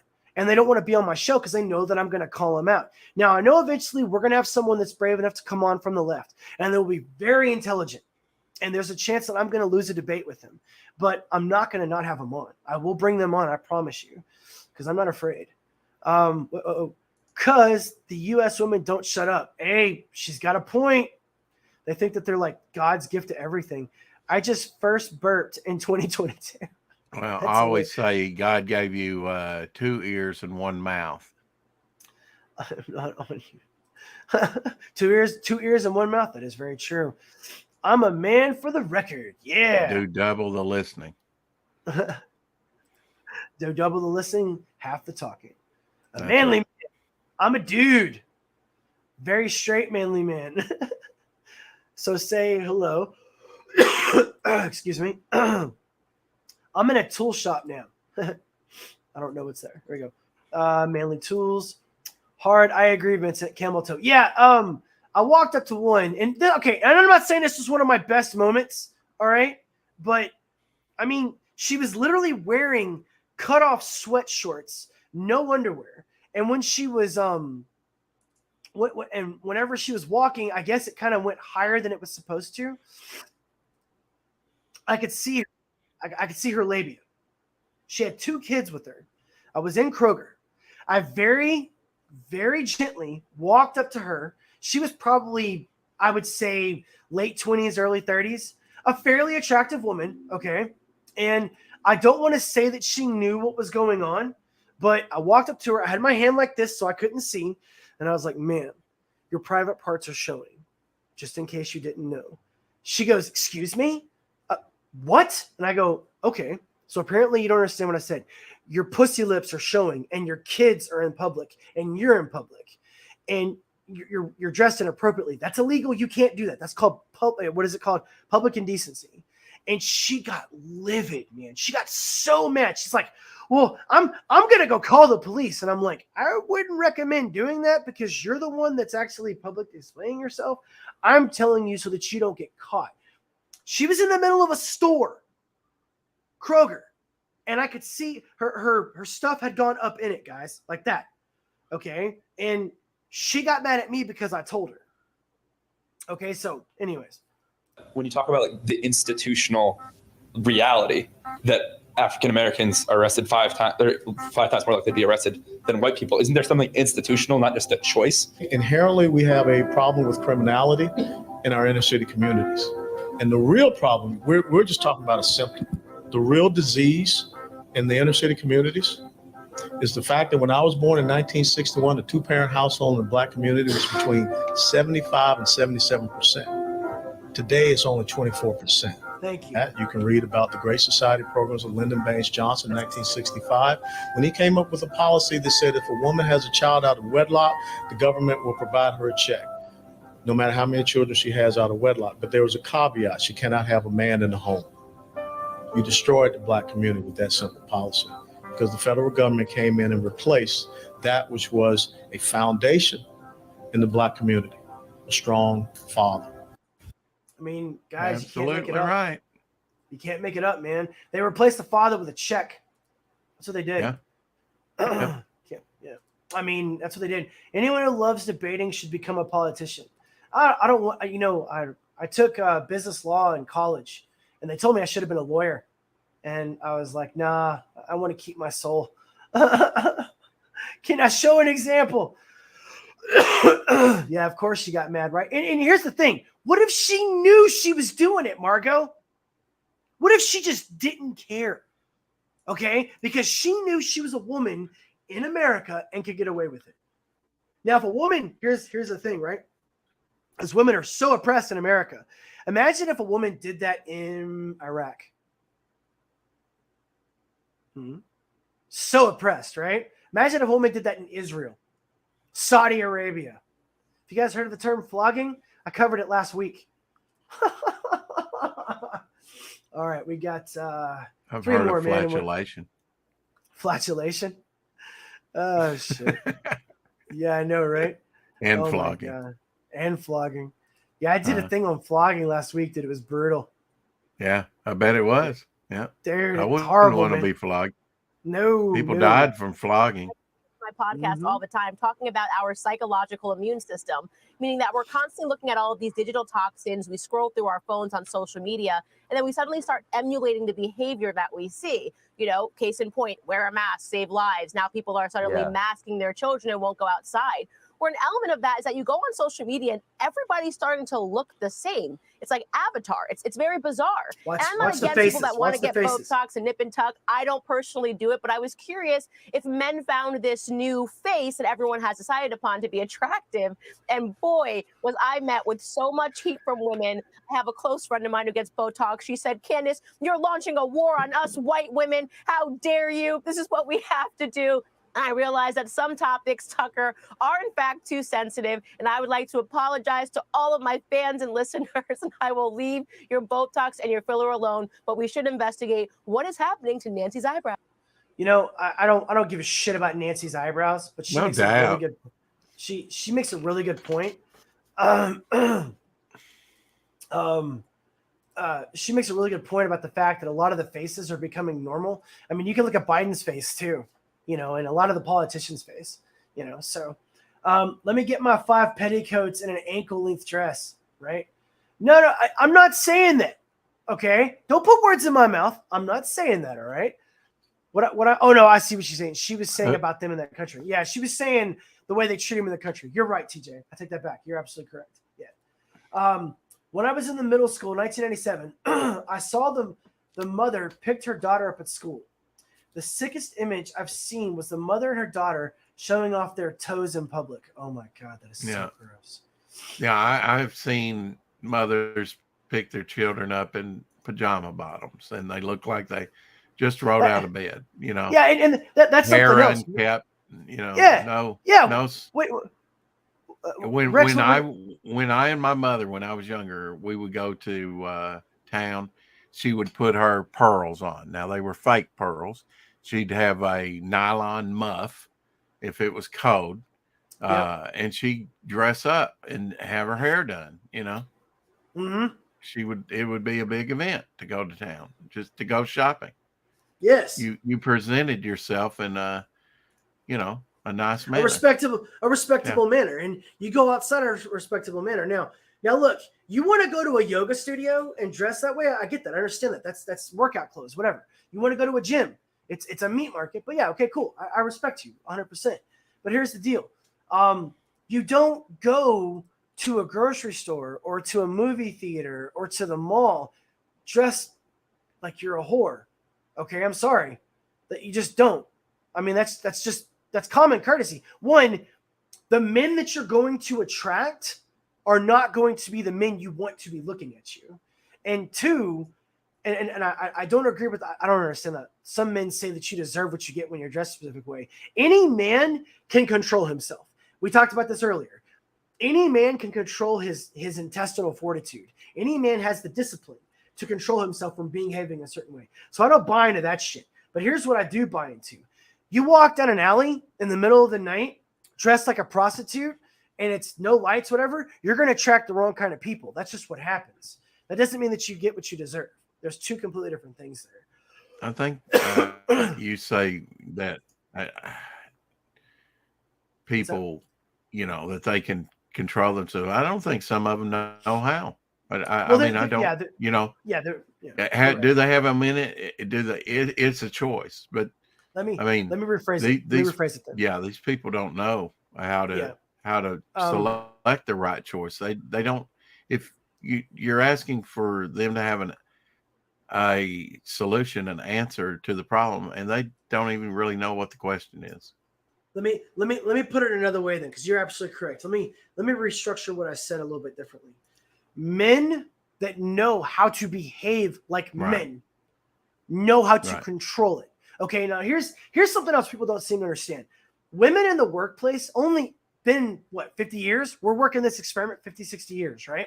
So men being close with women in the workplace is not easy to do. It's a completely different sociological structure, okay? But those men in the workplace and those women in the workplace automatically have a higher stress level because they're working around men and women, okay? Those men and women know how to work with each other, and they do it every day, okay? Now, I don't know about you guys, but the most beautiful thing to me when I see a woman, my idea of sexy is a woman in heels, stilettos, pantyhose, a skirt, a business attire. I think that is a beautiful woman. That is like just my ideal way that I see a woman. She's professional. She's sexy. She's walking with that strut. That is a beautiful way that I see a woman. But that doesn't mean that every time I see a woman like that, I'm going to run up to her with my cock out. That's not the way it works. Okay? A man knows how to respect a woman, and a woman knows how to respect herself. Okay? That's, again, we got asked earlier in the chat, what does a man learn a woman? When I date a woman, right? I date a woman and I tell her, I want you to dress respectably, but I also want you to be beautiful in public. You represent me in public, just like I represent you in public. I'm not going to go out in freaking pajama bottoms. Okay. Matter of fact, Sunday is the only day you see me dressed like this, right? I'm in my jogging gear or like a jogging pantsuit right now. When I go to Home Depot, I will be dressed like this. But you know what? My nose hairs are trimmed. My nails are trimmed. I've brushed my teeth. I'm going to be dressed respectively. Other than that, every other day during the week, I wear boots. I wear pants. I dress respectively because that's how I was taught to be.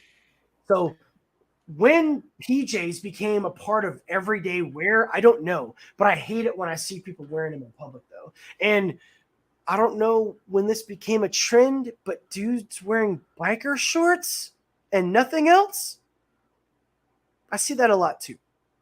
It's really gross. Just saying that. At the same time, that is surface stuff is important, but it's not the main thing. It's what's inside that's really important. Yeah, very true. Very true. But these things should be learned and not even really discussed. We shouldn't even have to. We shouldn't have to have the discussion. You're right. You're right. People that are learning for the very first time. Yeah. And to point out what Margot says here, Margot, I'm not saying that they don't like it. What I'm saying is when you're in public, there's a certain level of respect that you should have for other people. There's a certain level of respect you should have for people you're going to be around. You're not the center of the universe. It's the same thing. Like, I would not want a guy wearing Speedos in public. So if a guy can't wear it, because, okay, let's be honest here. If a dude showed up at a grocery store with Speedos and people could knowingly see his dick, the police would be called. Okay? That would happen. It has happened. People have called him and arrested him for indecent exposure. But it doesn't happen to women that are camel toeing in public. Why? Why is there a difference? Okay? Now, pajamas are different. When I see a person wearing PJs in public, it just means they're being lazy.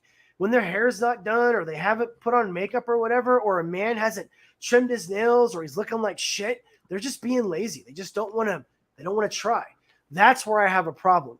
You need to actually represent when you go out. You're representing yourself, and you have to have a level of honor and integrity when you go outside. Not representing your family, especially if you're a young kid, you're not representing your father very well. That's not a good thing. All right, so for those of you who don't know, Blue's Clues has been changed a lot. Hi, I want to talk about something very important today. Nostalgia bait. Now, this was obviously a brilliant idea from, Nickelodeon bringing you on, getting the parents warm and fuzzies about when they were kids watching you. However, I don't think they're aware of some of the things that they're teaching their kids nowadays on Blue's Clues. And let's not forget, these are for preschoolers. Preschoolers. So the alphabet's fun, right? But did you really need to use P for pride? And it's fine if you want to, but I'm really curious about this right here, the pansexual flag. Do you really think it's age-appropriate content for preschoolers to learn about just how you have no sexual... These are 5 and below. Remember that. Blue's Clues is 5 and below. Limitations? Really? Well, one day you guys taught some numbers, fun stuff, right? With a pride parade led by a drag queen teaching about different types of families. But curious enough, they never showed a traditional sort of family. Yeah, it was a song that came out. It was just a bunch of weird families, like 2 dolphins and men and men, women and women, but they showed no traditional family in the video. They had some allies. That was all the way to number 9. So anyway, those are my concerns. Thank you for listening. And he actually came out. This is the guy from the original Blue's Clues. He actually came out and released a statement saying that he didn't agree with a lot of the content, but he never really came out against the new Blue's Clues platform, which I was really disappointed in, because a lot of my nieces and nephews grew up with Blue's Clues. You said an interesting thing a while ago that and you could have went further with it, really, about representing not only yourself but others. I mean, when you go out of the house, whether if you're a single man or single lady, you represent your parents if they're living, yes, your grandparents if they're living. What you do reflects on others. Now, is that what? Oh, that's prudish. That's Victorian way of thought. Well, yeah, that's 1900s. It's like, yeah, exactly. And just because you have ethical standards and you're a person of integrity, and you think about such things that maybe not everyone thinks about nowadays. And when did we fall out of that? It was that way for thousands of years, and now we're looked at as abnormal. Yeah, Margot, you're absolutely correct. And Rex, you're right, man. And again, I can't preach this enough. One of the biggest reasons why I like talking to TJ and I like talking to Rex is because you guys have seen this. You guys have you've been alive longer than me. And remember, I'm not super old and I'm not super young either. I'm in my 40s, my early 40s. So like, there's a whole generation that are my age that don't believe anything that I'm saying. And they think that I'm crazy. I'm absolutely nuts. And that I'm speaking and off the sad thing is you could be telling them the truth and they don't have their receptors on. They don't, they're not listening. They don't want to listen. And you're not it's sad. Yeah. But like it's, I mean, you like preach to 100 and you hope you get one or two. Yeah. That's just the way it is. You know what I mean? Yeah. No, I know exactly what you mean. You try to get people to listen. And like I said, when I first started this thing, back in October, I didn't think it was going to go anywhere. I never thought I'd meet anyone like you. I never thought I'd meet anyone at all. And I just figured I'd be some loser. Hey, don't put that off on me. I know, right? But like, I have changed people's lives since I started this. And that makes me very happy. This isn't for clicks. I'm not doing this to be famous. I'm not doing this to make money. I never intend to be monetized on YouTube ever. Okay. And as long as the message is getting out there and as long as only 25 people see this and understand that this is a reality, then I'm happy. That's okay. I got that. And I like it. Well, Americans need to understand also, because a lot of Americans don't leave their own borders. We have a perception here of ourselves that is different from the perception of us from all around the world. And we do things different here in America. No, you're right. We do. And it's because of our Judeo-Christian, background and our founding of our country. Is that good or bad? That's a debate, It is. Others can have, but it is a reality that once you step outside of our borders, the world is not like America. America is unique. It's the Galapagos Island of the world. We are. It is. It is. I mean, in a way, In a way, yeah. We're an influencer, and we should all be influencers. But what happened to It Takes a Village? You remember that? It Takes a Village. Oh yeah. Hillary what happened said to that? Yeah. Yeah. I mean, like, I don't understand when they'll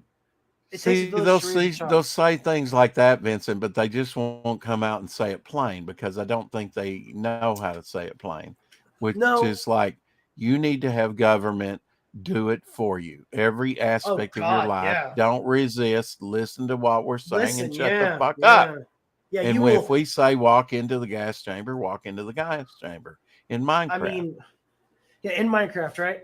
So, and I said this at the beginning of the podcast, guys, the government has never done anything for the benefit of the people. The government has only done things for the benefit of the government. The $3,000 in checks we got written during the whole virus of unknown origin, that didn't help us. They passed a bill that was insane. Yeah. I mean, just to get us $3,000, and everyone was like, "Oh, I want free $3,000." It's like, oh, and no one listens, dude. So and now we wonder why we're in a recession, almost no, depression. we're not in a recession. Remember, because both the word recession is wrong. They changed the word recession. Remember, Rex? They changed the definition of the word recession to fit their ideology. They don't like the results. You have to do that just to cover your ass. No, you're right, man. And I it's think not the truth. It's not not telling dude. the truth. Well, one of the biggest things, and this is one of the reasons why I started my channel was, I started seeing things that I just, I thought I was going nuts. Okay. Watching the movies, seeing the woke PC stuff, watching them kill Wolverine, watching them kill Cyclops, and wow, turning people into homosexuals that were never gay. Cause Wonder Woman's gay now, and watching my heroes and my heroines from my past, Sigourney Weaver coming out talking about woke bullshit. And I was like, Sigourney, you just betrayed us. And, I thought I was going nuts, man. I really did, and then I started listening to Midnight's Edge, and I started listening to, Gary and a few other things. I found Tim Pool, and I found the Daily Wire, and I started realizing that there were people out there that were thinking like me. And I was at a gas station watching this woman, like not paying for items. She was opening up because, here in Texas, we have roll-in gas stations where there's like a little convenience store outside right next to the pumps. And she was going up to the little refrigerator and pulling out chocolate milk and pouring chocolate milk all over this guy's car, screaming at him, "I'm going to take your kids from you. You watch. We're going to go to the court and I'm going to get everything, motherfucker." And I'm just watching this shit happen. And no one's doing anything. All right. So, and the guy pulls off, and the woman's like flipping him off and everything, and no one knows what to do. And then I realized something. I was like, she knows no one can touch her. Because if anyone says anything to her, or if anyone tries to stop her from doing anything, all she has to do is say you assaulted her, and you're done. That's it. It doesn't matter that she was vandalizing his car or whatever rule you want to come up with. That guy didn't do anything wrong. He's just sitting in his car, being whatever he was. There was no reason for her to act the way she was doing. But that's acceptable behavior now.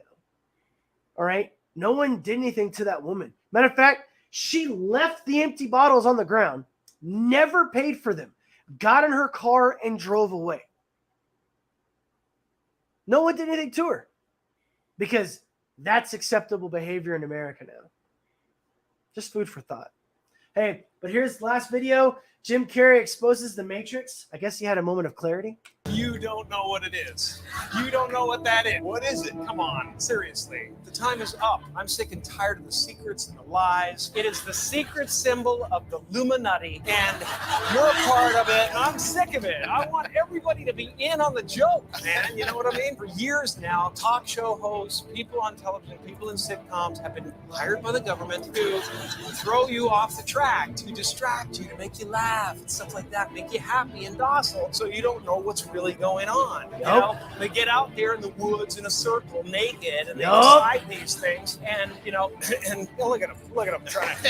Look how awkward he is, dude. He's like, Hold on a second, this thing is buzzing. Hold on. You're trying to turn us into consumer drones. Yeah. Listen, I'm in the middle of blowing the lid off somebody. What happened? I'm sorry, Jimmy. I think what I was really trying to say is I think people will enjoy Dumb and Dumber this weekend. You don't. Did you see how awkward he got? He was like that weird laugh. He was like,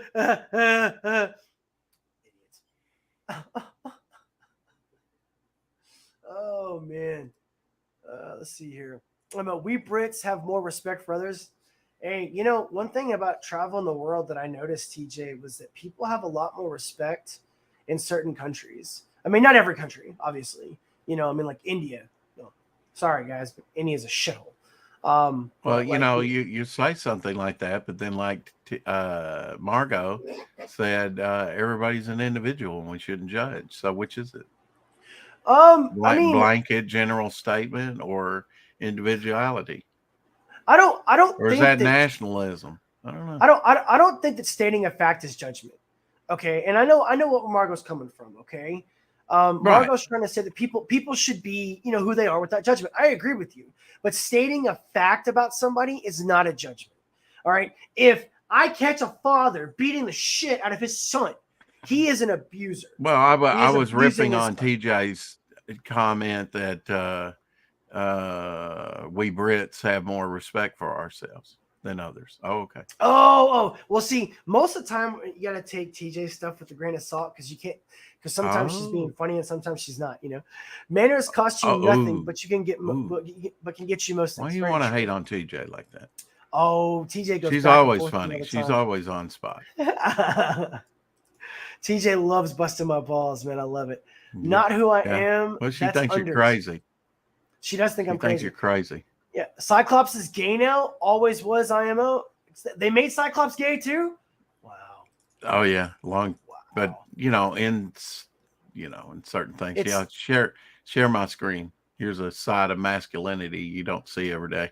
Okay. It's let me- vintage. Okay, cool. I definitely will. Let me read these comments too. It's not who I am underneath. It's what I am that defines me. Christian Bale, very true. Oh yeah, dude. What was that movie called? Zardos. Zardos. Yeah, with, that's right. That's right. Yeah. Sci-fi 70s. That's a strange one with Sean Connery. Dude, that was such a weird movie. Did you ever I am actually watch the Bond. movie? James Yeah. Bond. Oh man. Let's see here. Women are mental. Obey. Hey, Shadowhawk. Wait. Oh, my head. He's hungover. All right, come on, TJ, come on in real quick. I'm about to. That was the last one.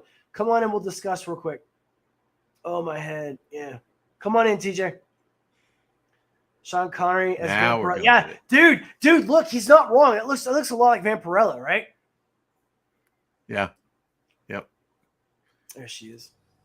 Happy New Welcome, Year. young lady. How are you doing? I'm fine, thank you. Very, very welcome. Can you hear me properly? I can't hear you properly. Good, good. Right. Back to Rex busting my chops over Margot's comment and my comment. Right. Margot said everyone has a right to be individual. Yeah? Yep. And I said I agree. Yeah? Yep. Then I said we Brits have more respect for each other, in my opinion. Right. Okay. So what are you busting my chops over? What is I'm just wrong saying with those two one's kind statements?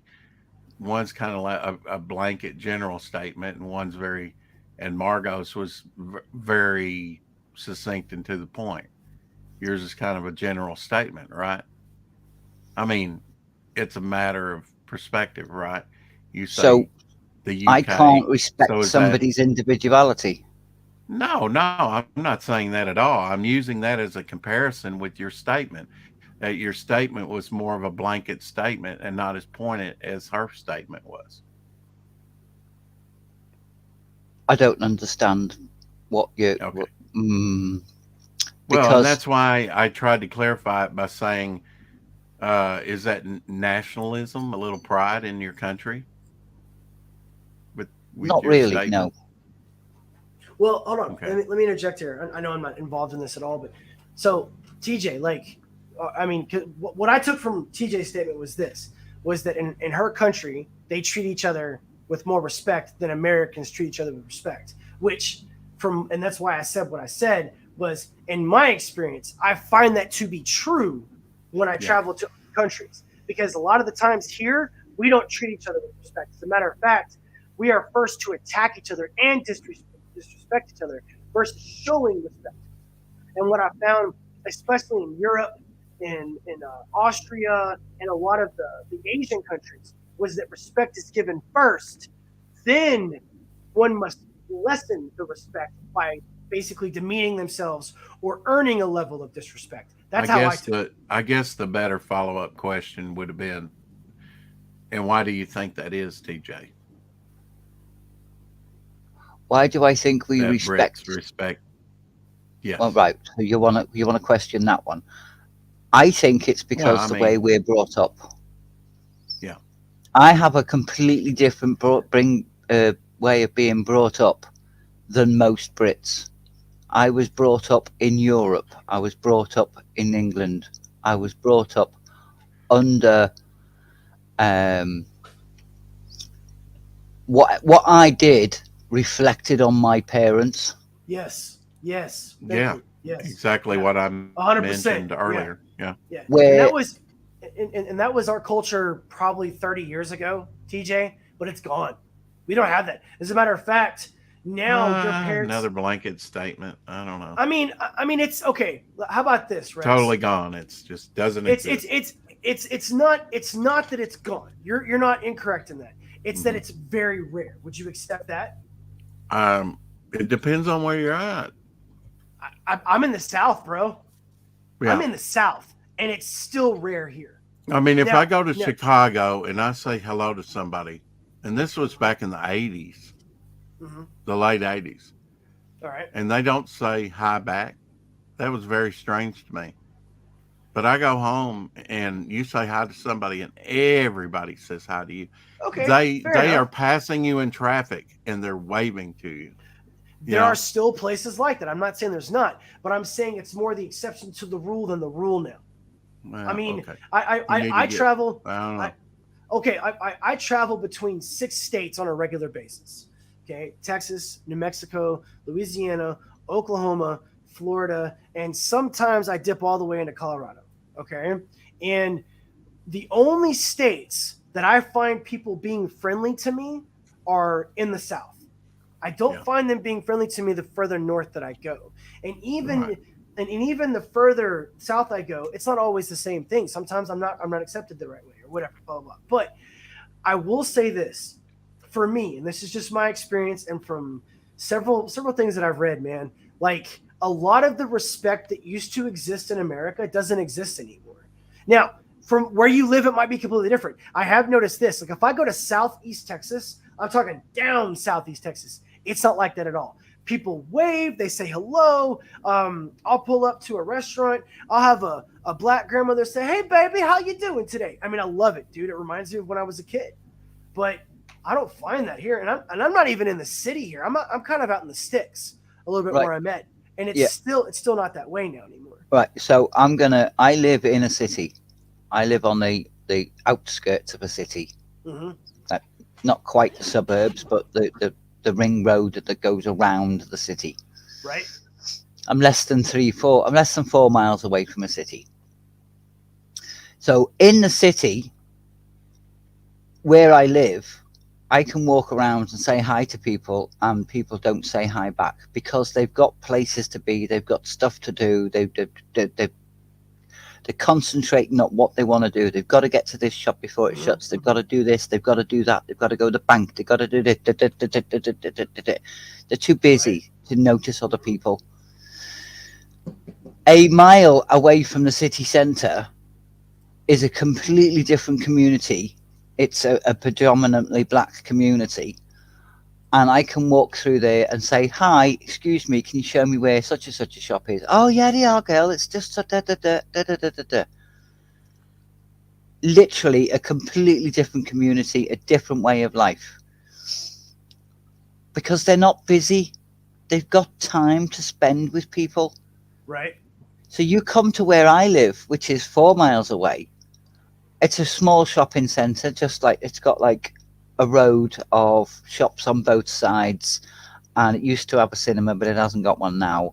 You know, a selection of shops, a little tiny car park, and that's I'm going to use the word village in quote marks. It's a smaller area of the city. I can say hi to every single one of those people, and I would say 95% of them would say hi back. Okay. Because people are busy in the cities. But do you think it's just because they're busy, or do you think because they're disconnected from reality? Because I think it's more disconnected from reality than it is from being busy.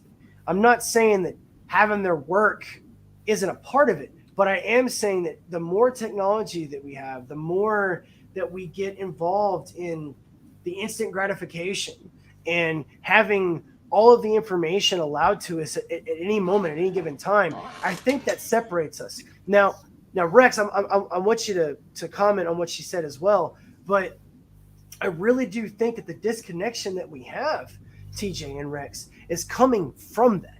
Think about it.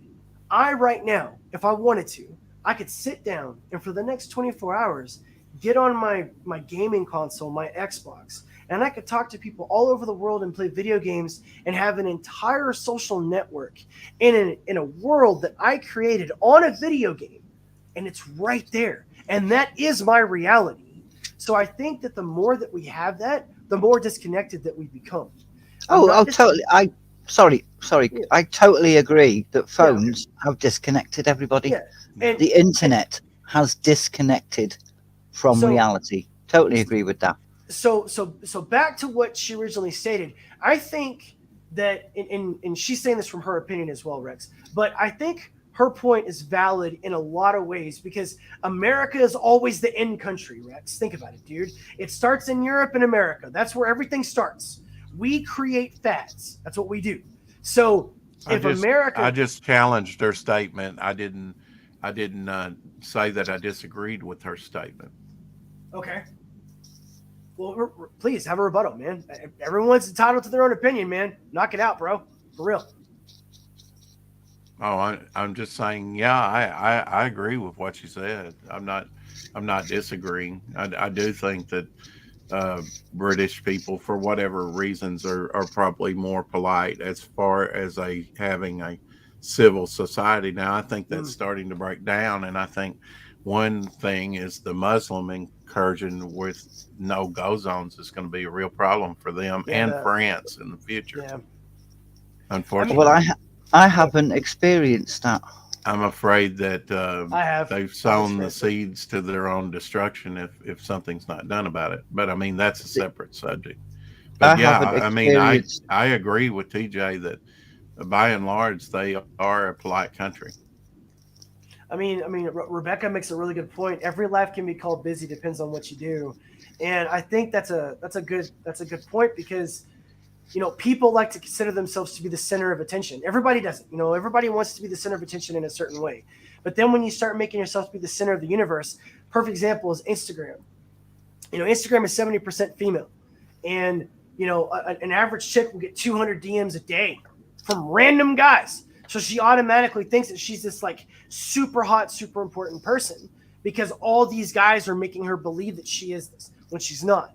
And then she goes out in the real world and she wonders why people don't pay attention to her the way they do on Instagram, because people have their own reality that they've created inside of Instagram. Elon Musk even talked about the metaverse, man. He talked about how eventually a certain percentage of everyone is going to be on the metaverse. And he's not wrong. Think about it. What did I talk about earlier? The fat guys they bathe like twice a week, right? They have the beards. They don't shave their nails. They don't clip their nails. They don't shave. They don't take care of themselves. They're going to choose to be their avatar in the metaverse. They're not going to choose to go work out every day like I do. They're not going to choose to do the hard things in life. They're going to choose to do the easy things because all they got to do is plug in. He's not wrong. Elon Musk is point on this. You are always going to have people that are going to take the easy road instead of the hard road. And I think that's where this comes from. And I don't disagree with her on her statement. And I think I'm kind of on the same lines as Rex is, because whenever the average person is given a choice between what's easy and what's hard, they're almost always going to choose what's easy because they don't want to do what's hard, because they got to put in the effort. They got to put in the work. And I think that that's total bullshit too, by the way, because speaking from the perspective of someone that's had such a hard life as I have, everything that I have ever had to do in my life, I've had to work for. Okay. I come from nothing, literally nothing. Okay. And when I hear these guys complain and bark and bitch about how hard the world is right now, I'm like, what are you fucking talking about? The last 20 years has been a cakewalk. Okay. We have Starbucks on 4 corners now. You can literally pick up your phone. You don't even have to go to the grocery store anymore. You can literally pick up your phone and within an hour have your groceries delivered to you. You can have an autonomous life just on your house or in your house. You never have to leave. There are people that haven't left their house since the pandemic. You guys understand that, right? They haven't left their house. They've lived in their house for 3 years and have never left. And they have agoraphobia now because they haven't left their house. Okay, it's real. Let me catch up on chat, guys. Hang on 1 second, okay? Amen, Simsy. I live on my iPad mostly. Dude, what's up, Dread? Yo! Common courtesy is becoming more and more rare. This is very true. Happy New Year, Joseph. I'm not on Instagram. I don't have Instagram. I don't have Snapchat. I don't have Facebook. The only social network I have is this. This is it. Happy New Year, Margot. Rex actually picked on me about that a while back. Happy New Year, Joseph. And hello, Happy New Year. So, I mean, and to close out, guys, because I got to get off here. I've been on here for almost 3 hours now. To close out on this, you know, I have to say, and one of the things that's been really cool about starting this YouTube channel is that you guys have taught me a lot. You really have, because I was so lost. I didn't know anything about social media because I didn't have social media. So I'd watch like a movie and I'd be like, man, where is this coming from? I've got a guy dressed as a chick on Supergirl, because Supergirl was one of the shows that kind of woke me up. I was like watching like the first season of Supergirl and I was like, what the fuck am I watching? What? Jimmy Olsen is 6'5" in black? What? You know, like just my brain's like blowing up, right? So I listening, watching him, watching TJ, listening to Rex's show, a couple other guys that we pay attention to. You know, you guys have taught me that I've got to be a little bit more open-minded, and I've got to be able to accept people a little bit more than my old traditional ways, because I do think like a graybeard. I think like a person that's from the 1920s, but that's also because the way I was raised. I was raised to be traditional. That's how I was raised. You know, I was told, do not lose your virginity until you're married. I was taught that. I'm from that generation. Okay. So, and you know, I don't exactly know where we lost that Judeo-Christian values that we've been talking about, but I think that has a big connection to do with it. I think it really does. I think one of the reasons why we can't communicate with each other and why people don't want to talk to each other is because we're afraid, because we've lost that ability to connect. So anyways, please, closing thoughts, ladies first, TJ, and then Devil, and then we're gonna check out of here. Ladies? Is there a lady on there? Sorry, females of the human species, speak. Thank you. Or forever hold your peace. Thank you. Cool, I love you, TJ. I love you. You're awesome. I was not born. How very dare you? No. It's how very dare you, as I clutch my pearls. Oh my. Oh my, yes. Oh my. Let me adjust my butt plug real quick. We'll get right back to you. Continue. You see, now that's the respect that we've got. I nearly said something then, and I thought, no, I won't. Restraint. It's a blue one. Wink, wink. Oh God. Has it got tassels on it? It's a jeweled. All right, continue. Final thoughts. Come on, we can do sex talk later. Final thoughts. It is. It is a generational thing. It is a generation. I see young families and the kids have got a drink in their hand and they're eating crisps and they're wanting to ask questions of the parents, but the parents are looking at the phone rather than paying attention to the kids. It is a generational thing, and I think myself and Rex are of the same generation. I think myself, Rex, and Margot are of the same generation. You're of a slightly younger generation, but you were brought up in our generation. Yes, true. So you're going to find that there are similarities in the way we think. And I use that term really loosely because you're a Yank and Yanks don't think. Real quick, do you think that do either of you feel like you don't fit in society? Oh, every day, bro. Yeah. I don't care. I mean, I don't care either, but at the same time, I know I don't fit. I'm told every day, dude. I'm literally told, well, not every day, but just about every time I have a random conversation with a stranger, dude, and I freak them out and then they want to close the conversation off. Yes, I don't belong here. I was definitely born in the wrong time. Continue, TJ. Yeah, I don't fit and I don't care. Yeah. I don't give a shit. I am a not complete opposite. I'm a 75% opposite to the standard female of the species. Good point, Quentin. No, I got you. And that's me.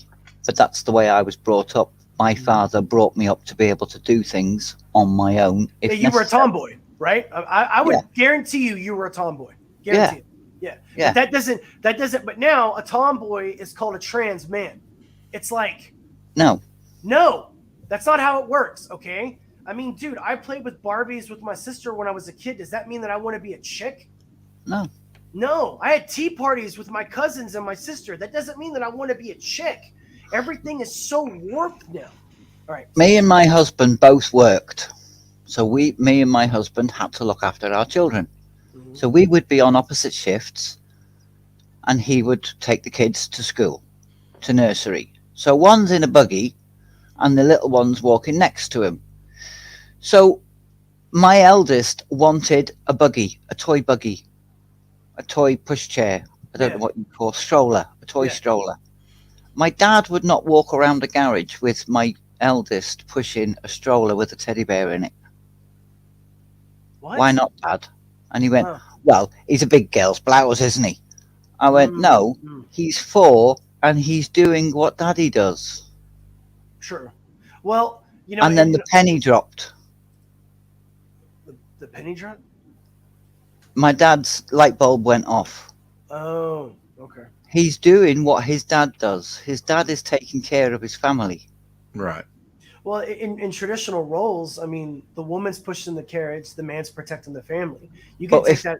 You can take that all the way back to the cavemen, right? This day and age, providing for your family takes nearly every working adult in the household. Both. You're absolutely, dude. That's dead on right there, man. It's just So the way to it make is. this household run, we had to be the perfect partnership. And that's what when we were talking about greeting people, or and you say, well, people are too busy here, but they're in this place, they're not. It's a matter of choice and priorities for people. Yeah. What you want to preserve, and do you really want to be a civil society? Well, like, and Or this do you is want to just, act like Do you want to act like Battle for Planet of the Apes and right? storm You're right. No, you're absolutely correct. I mean, and here's something else, and I'm speaking from just my perspective. Like, I consider myself to be the protector of the family, not just the provider. The military mindset, right? So I wouldn't push the stroller. Like, I would be on point the entire time. If I was out with my wife and my kids, and I'm obviously me, right? I mean, I'm looking at every single person. I'm looking for bulges and ankles. I'm counting the people in a restaurant. I'm seeing which ones are men that can actually handle themselves. I'm counting the ratio from men to women. I'm looking at the exits. That's how my brain works. Okay, so I can't be pushing that stroller. But if the two of you were going out together. Mm-hmm. So if your wife was working Mm-hmm. and you were working, you couldn't be out together. That's true. So would you push the stroller if need be then? I would have to have the kid on the thing, the pouch, yeah. The pouch, yeah. I'd have the kid on the pouch. Free up so your my hands would hands. be free. Yeah. Yeah. I mean, I've already thought about that. Yeah. That's because, I mean, remember, like, I'm very human weird. body like, shield. That's very smart. Well, I mean, I've already talked to a friend of mine. He's going to make me a Kevlar one so that something like that doesn't happen. But no, I mean, like my brain works weird though. Like you say all the time, I know you're joking, but you're also being partly serious when you say like lazy Americans, lazy Yanks, right? So like, you're not wrong. You're not, TJ, because like I'll see a woman pushing or carrying a kid in one hand and she's on her phone. Yeah. Walking. Okay, it's like, and my brain cannot handle that. Okay, that's like, okay, she's not being a mom. Okay, I don't know what she's doing, but she's not being a mom. All right, that's like some fucked up shit right there, because she's not protecting her child. I mean, there's a really good video from Andrew Tate where he's talking about wearing headphones. Dude, if you're wearing headphones, you're asking for someone to kill you in public. You're basically saying, hey, sneak up behind me, shove that assassin's blade right up into my lungs. I'm not going to stop you. Because when you have your headphones in and you're walking, you can't hear anything. You're deaf to the world. So again, back to circle back around, the whole concept, right? The whole concept that we have today about communication, politeness, just being decent human beings, it's kind of gone because we're so stuck in our own brains. We're so stuck on how many followers I have, and oh, this guy didn't like me on Instagram or what the fuck ever our bullshit is, right? Then we don't think about the other person.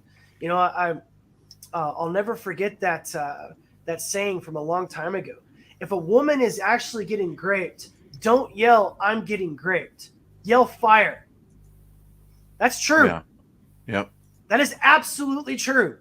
People will shut their windows, okay, and ignore a woman screaming, "I'm getting raped." But if you scream fire, people come running. Why? There's something very wrong with us innately, and it's been caused from our lack of, I don't know, communication or just inability to be able to be around each other for a long period of time. And it's, again, I blame it on technology. I really do. But guys, TJ, Rex, thank you so much. Shadowhawk, Quentin, Margot, everyone. I dropped a couple links in the private chat. If you'll put them in the chat definitely. for me, I'd appreciate it. Yeah, there we go. Put this in here. You want to put yours in there too? No, TJ? I'm okay. No, I'm fine. If anybody wants to find me, they'll find me and subscribe. So What are you under, TJ, and on YouTube for people that don't know? I'm under TJ Prendy, TJ, a work in progress. Okay. Excuse me. Thank you, Vincent. We're spending a lot of time. Oh, of course, man. She says, nah. You don't know what she's doing on her phone. Of course. I hate it when parents are spending all the time on their phones to give kids, keep them entertained.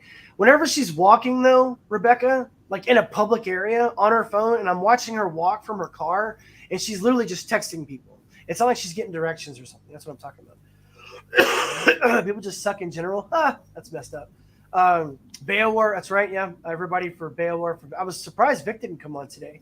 But you're very welcome, Rex, for coming on. He was streaming late.